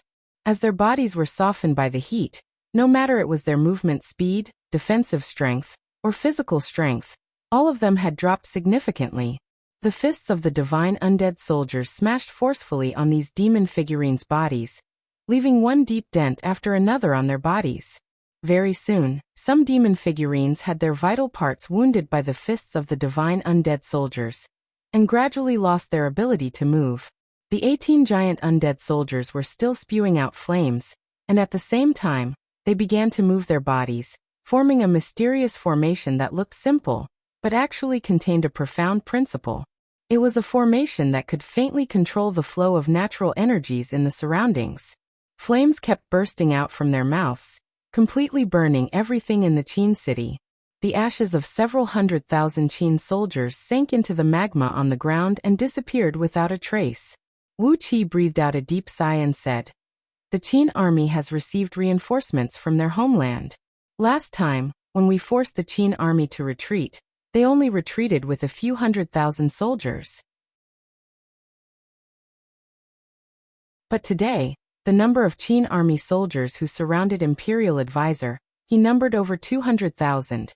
And in the end, they were all devoured by Spirit Tapeworm King's children. The Spirit Tapeworm King, who had a long and slender body and had coiled several hundred rounds around the mountaintop, chuckled and nodded his head, indicating that his children were very satisfied with the meal. Wuxia nodded his head and said, "After that, the number of Qin soldiers who charged out from the city just now was no less than 300,000, and they were all burned to a crisp by these big fellows. The total number of soldiers who were killed was at least 500,000, and all of them were elite soldiers of the Blood Swallow Army and Black Swallow Army. Da Qin, they must have received reinforcements from the mainland. Otherwise, how could they have expended so many soldiers?" Since it was none of his business, Whinnying Dragon King stuck his chest out and said indifferently, "No matter how many soldiers he brings, I'm not afraid of him. If worst comes to worst, I'll just close the front door of Dragon King Mansion and let them stomp on the shore." He grinned complacently, then continued with a strange voice. In the ancient times, the lineage of Dragon King Mansion in Longyuan River had produced 2 ancestors of the true dragons. The restrictive spells they left behind can only be broken by heaven immortals. "Old dragon, close the front door and don't care about the bloody storm outside." He patted on Wuqi's shoulder forcefully, then said kindly, "Young lad, if Great Yin can't hold on any longer and is about to be wiped out, you can come and hide in my place. Let me tell you something first. You can bring some men with you, but not too many. The Dragon King Mansion is only a small place, and it can only accommodate around 1,000 to 800 people at most." Wuxia rolled his eyes and thanked Whinnying Dragon King. Although this old dragon was a cunning old man, he had a good character. With his promise, even if Wuqi's secret palace was breached by someone in the future, he would still have a way out, wouldn't he? While the group was chatting and laughing, a few bright beams suddenly flew over from the mountains behind them, and without drawing any attention, they came next to Wuxia and his company. When the bright beams faded, Yen Dan and his company appeared next to Wuxia. None of the newcomers said anything, just frowning and staring at the battle taking place on the Great Dream Marsh in the distance. Especially Su Qin, his face was even more serious, as if everyone owed him a debt of tens of millions of taels of gold. After a long while, Su Qin clenched his teeth and cursed. "Who is that kid with the bare buttocks? I've been planning for a long time, all for the sake of deciding the winner and the loser, but in the end, my plan was ruined by him. Bastard, bastard. If he was not fighting with Yingzheng, I would have killed him with the starlight technique." Ugh! Wuqia gave Su Qin a look and said carefully, "This man calls himself Xiangyu, the hegemon king of Western Shu. I have no idea where he comes from, but with his cultivation base, he is able to fight with Yingzheng face to face. All the Qin ministers were defeated by him with a single palm strike, and the city of Qin army was conquered by his divine undead army. Those 18 over 10,000 feet tall monsters were also brought here by him. I have no idea where he comes from. Yan Dan, Su Qin and the others as well as Chi-Chi exclaimed softly, Xiang Yu? It's him? Interesting. Wu Qi bowed his head and did not say another word. Apparently, they all knew who this Xiang Yu was. With a complicated expression, Su Qin nodded his head and said, Xiang Yu, the hegemon king of Western Chu, this man. Good, very good. All the heroes under the heaven, I, Su Qin, would like to fight with you one by one. Ha ha ha ha. Su Qin let out a few long and loud laughs. Suddenly, a blush emerged on his wrinkled face, as if he had suddenly become several dozens of years younger. On the other hand, Yan Dan, Jing Ku and a few other men stuck out their chests, and an indescribable aura burst out from their bodies. It was like a great river, surging and rocking violently, causing Wu Qi's blood to boil. It was as if there was a lofty sentiment accumulating in his chest, and was about to make him let out a long and loud roar that shook the sky. Wu Qi was taken aback. Hastily, he controlled the 7 holy deities and devils, forcibly suppressing the lofty sentiment and lofty aspiration. Among all the heroes under the heaven, if any of them wanted to fight to the death, it would have nothing to do with Wu Qi. For the time being, Wu Qi did not have the overall strength to participate in the battle, so he wisely chose to be a bystander. Following behind Yan Dan was Huo Wuyu, the bald-tailed owl. He did not pay any attention to the lofty sentiment that suddenly burst out from Yan Dan, Su Qin, and the others. The old demon king just curiously looked at Lord Xiansheng, and was surprised to see that his eyeball had returned to its original state. Sensing Huo Wuyu's surprised look, both Lord Xiansheng and Wanying Dragon King turned their heads over at the same time, giving him a fierce glare. If not for the fact that Xiang Yu and Ying Zheng were fighting right in front of them, as well as Yan Dan and the others, perhaps both father and son would have already challenged Huo Wuyu, inviting him to find a clean corner and have a fight to the death.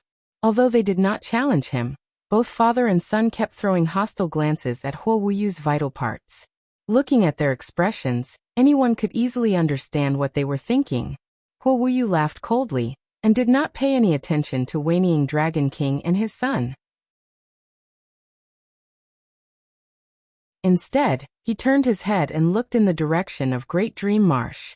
There, the climax of the battle had once again begun.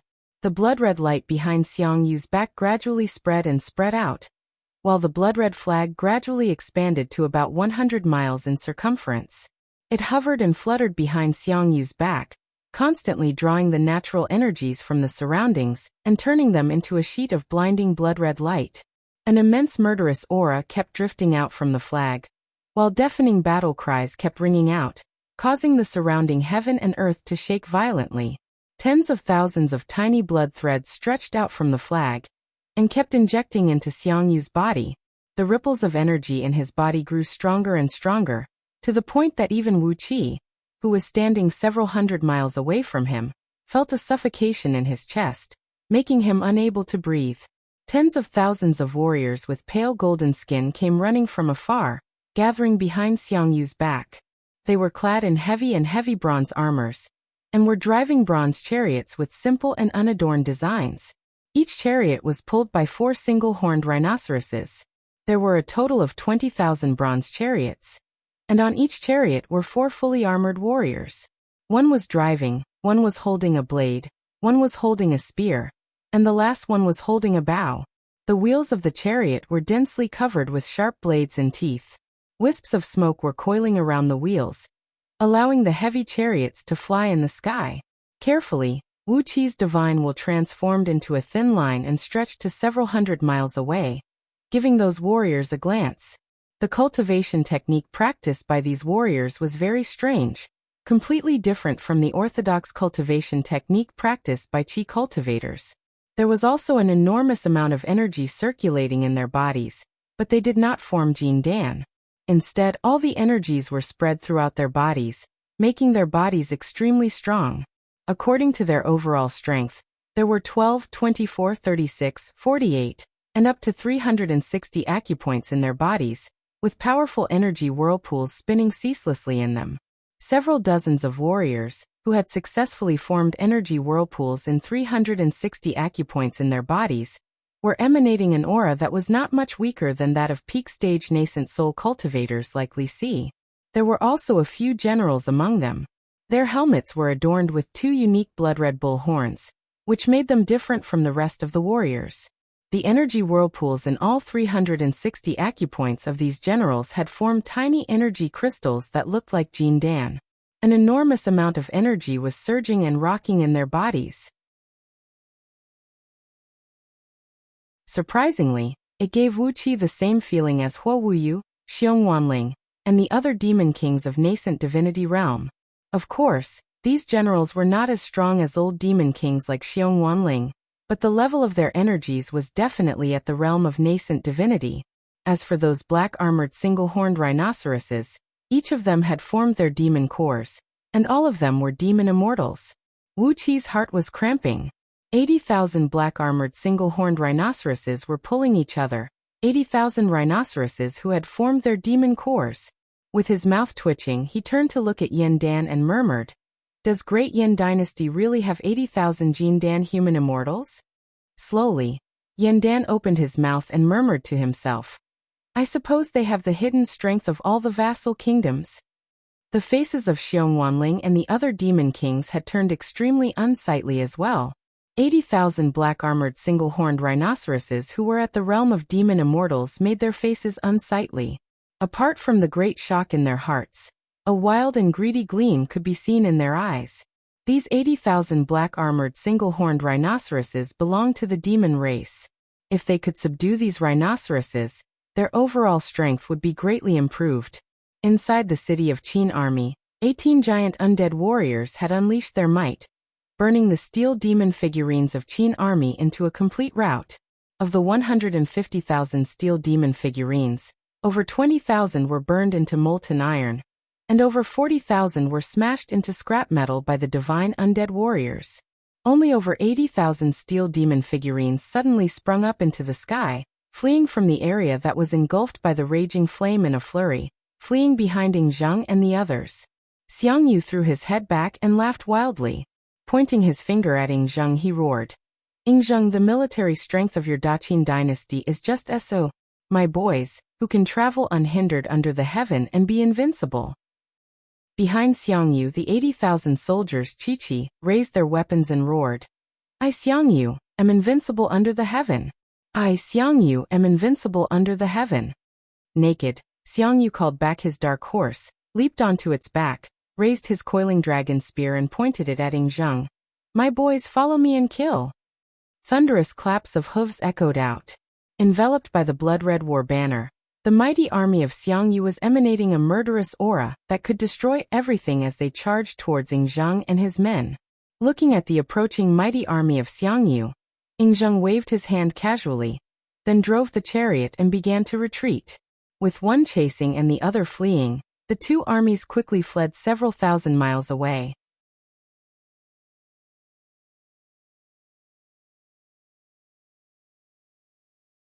Chapter 229. Leading all the ministers of Great Qin, and over 80,000 demon figurines that were badly burned, Ing Zheng was fleeing in the front. Apart from a group of ministers, some imperial servants, and some practitioners, there was no one else around Ing Zheng. Nevertheless, the over 80,000 tall and mighty steel demon figurines also looked mighty and mighty. Therefore, the army of Daqin still had a strong deterrent force. However, the mighty army of Xiang clan that was chasing closely behind Ing Zheng was not just a deterrent force, but a group of gods of slaughter. Wherever they went, all living beings would be wiped out. The blood-red war flag was fluttering above the mighty army of Xiang clan, emanating a very strong blood aura. The army of Xiang clan flew across the mountains and forests.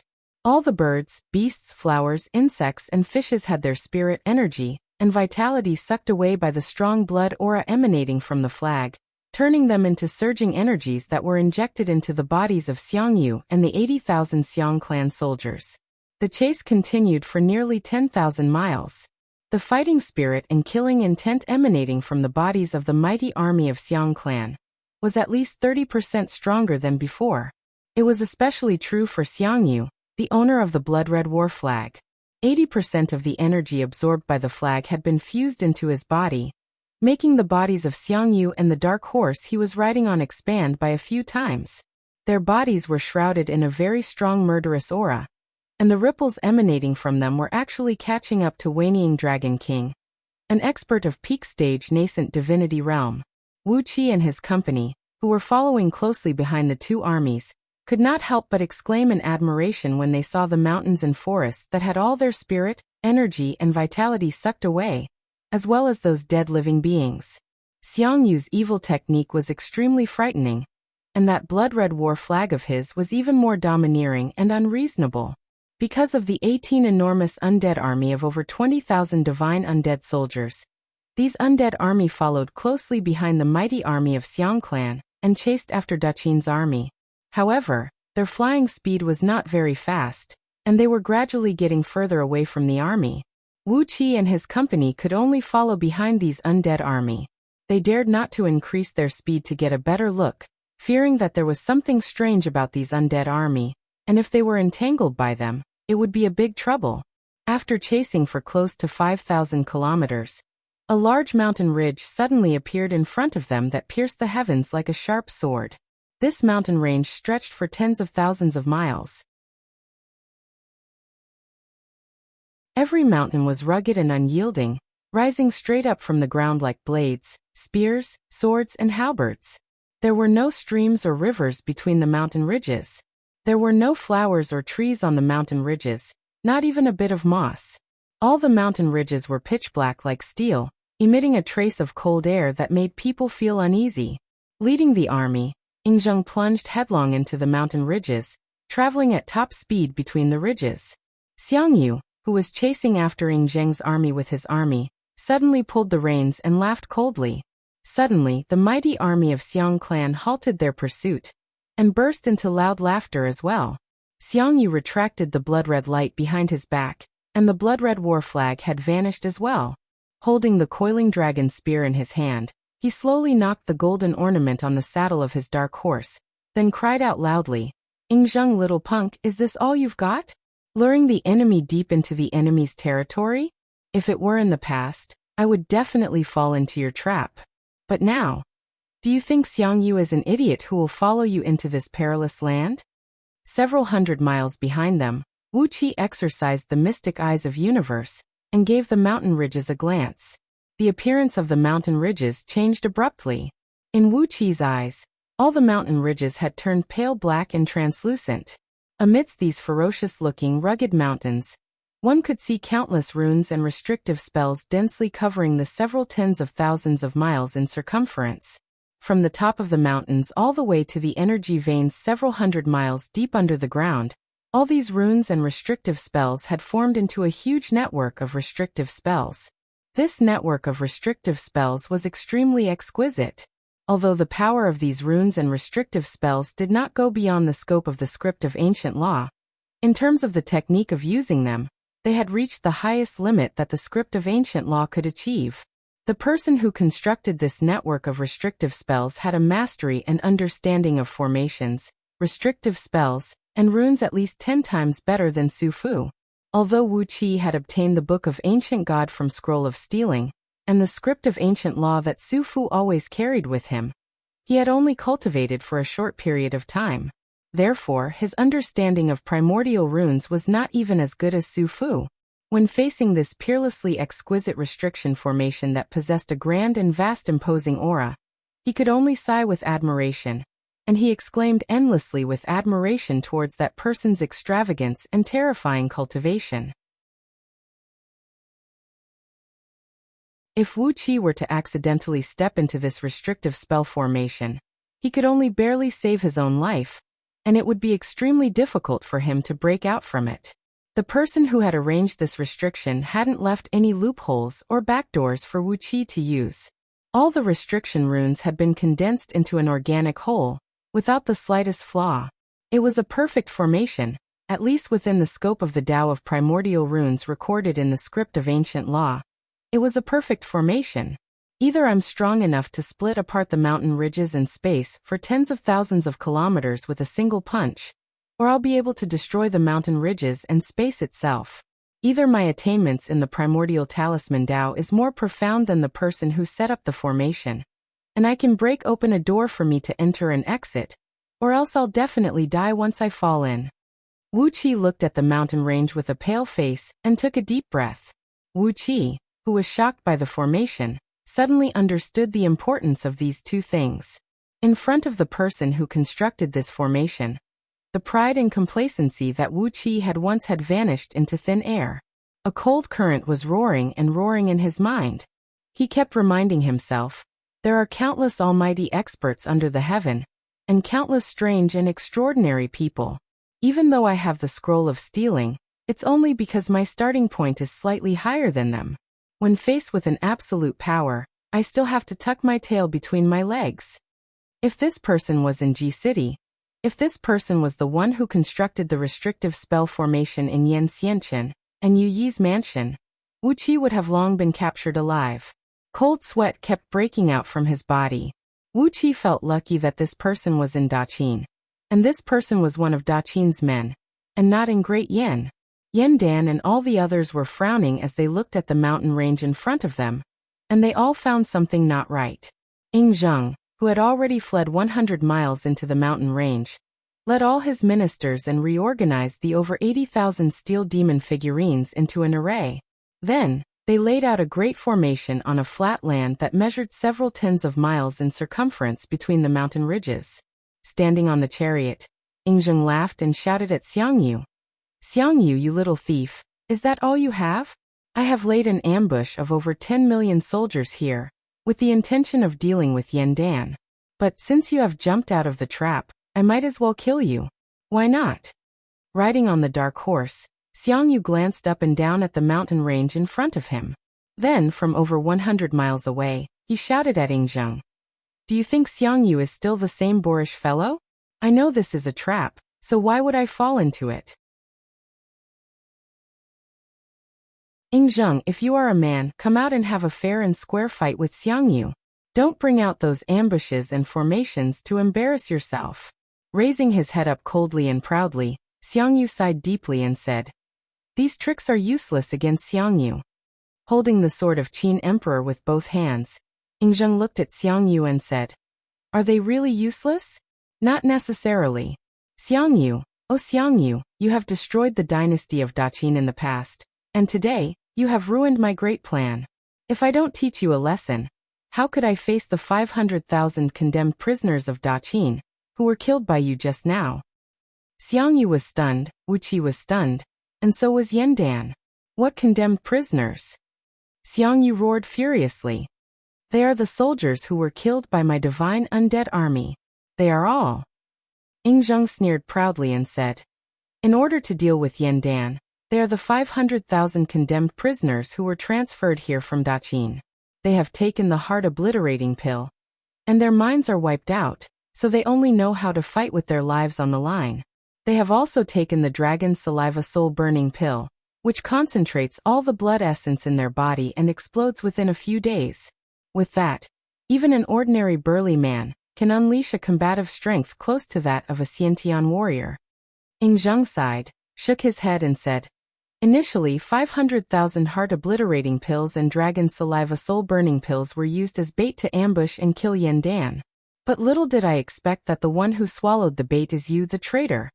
Ying Zheng twitched his lips, drove the chariot and rose slowly into the sky. He shook his head and said, but it's fine. Since I can't kill Yan Dan, I can kill you, and that will be a great pleasure. At the rear of Ying Zheng's army, on the peak of a lofty mountain, about 10,000 miles away from the formation of Qin army, an altar rose out of thin air. An old man clad in a black robe, with an ancient and unsophisticated face and an air of elegance that made him look like an immortal, was seen standing slowly on the altar with a roll of bamboo slips in his hand. As he moved his feet, the mountain ridges tens of thousands of miles in circumference began to move as if they were alive. With this mountain ridges as the center, the underground energy veins within 100,000 miles in circumference transformed into flood dragons. Chi-Chi let out a loud dragon roar that towered into the sky, causing the natural energies to surge and make the surrounding void flicker and flicker. Xiangyu and the over 80,000 mighty soldiers of Xiangyu, who were still about 100 miles away from this mountain ridges, suddenly felt their bodies become light, as the surrounding void had transformed into a huge dimensional bubble, pulling them into the depth of the mountain ridges. Standing on the chariot, Zhang let out a loud laugh and said, "Ignorant little boy, do you really think my formation can't do anything to you just because you refuse to enter my formation?" Suddenly, deep, muffled battle cries soared into the sky like thunderclaps. Amidst the craggy, ferocious mountain ridges, on top of several tens of thousands of mountains of different sizes, several dozens, and even several hundreds of Qin soldiers emerged from the top of each mountain. They were armed with blades, spears, swords, and halberds, and each had a formation flag mounted on their back. These soldiers cried out at the same time. A strong aura of battlefield and slaughter towered into the sky, immediately bringing with it an innate murderous aura that filled this mountain ridges. The sky darkened, as countless dark clouds gathered from all directions.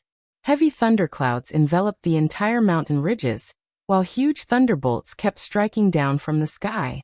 The thunderbolts and electric webs had enveloped this deadly formation that was constructed using the terrain of the mountain ridges, trapping Xiangyu, his mighty soldiers of Xiangyu, and his divine undead weapons within it. Endless natural energies from underground energy veins were drawn into these mountain ridges by the restrictive spell, transforming into huge blades and swords that towered between the sky and the earth, slashing down viciously along with the thunderbolts. Every blade and every sword seemed to be able to tear the heaven and earth apart, and slaughter all living beings under the heaven and earth. From afar, Su Qin looked at the old man who was circulating his energy on the altar, and his body began to tremble violently. Xiangyu, the hegemon king of Western Chu, is destined to fall in this place. I can't believe it's teacher who is constructing this formation himself. Suddenly, Su Qin roared at the top of his voice. How could Zhang, the emperor of Qin, ask teacher to help him personally? How could teacher help the emperor of Qin? Bastard Zhang Yi, I'll fuck your mother. Then Su Qin cursed. You rascal who gives birth to a child with 18 buttocks. Why don't you tell me that teacher is actually in the territory of Daqin, and that he is working for Zhang? How is this even possible? Weining Dragon King, Xiong Wanling, He Qianqiu, and all the other demon kings had no idea who Su Qin's teacher was, and they did not take that old man seriously at all. However, Yin Dan, Jing Ke, and all the other demon kings were so frightened that they screamed out loud. Cold sweat was breaking out from all over Wuqi's body. No wonder this restrictive formation had reached the perfect state of being a part of nature itself. The person who constructed this formation was Su Qin, Zhang Yi's teacher, the legendary man, Gigazi. You're tuning in to the Li Mei's Wuxia Whispers YouTube channel. We're so grateful for your support, and don't forget to subscribe to join us on this incredible journey through captivating stories. Your generosity through donations truly makes a world of difference, as it's the primary source of revenue that allows me to expand and enhance this channel for you. Thank you from the bottom of my heart for being a part of this adventure.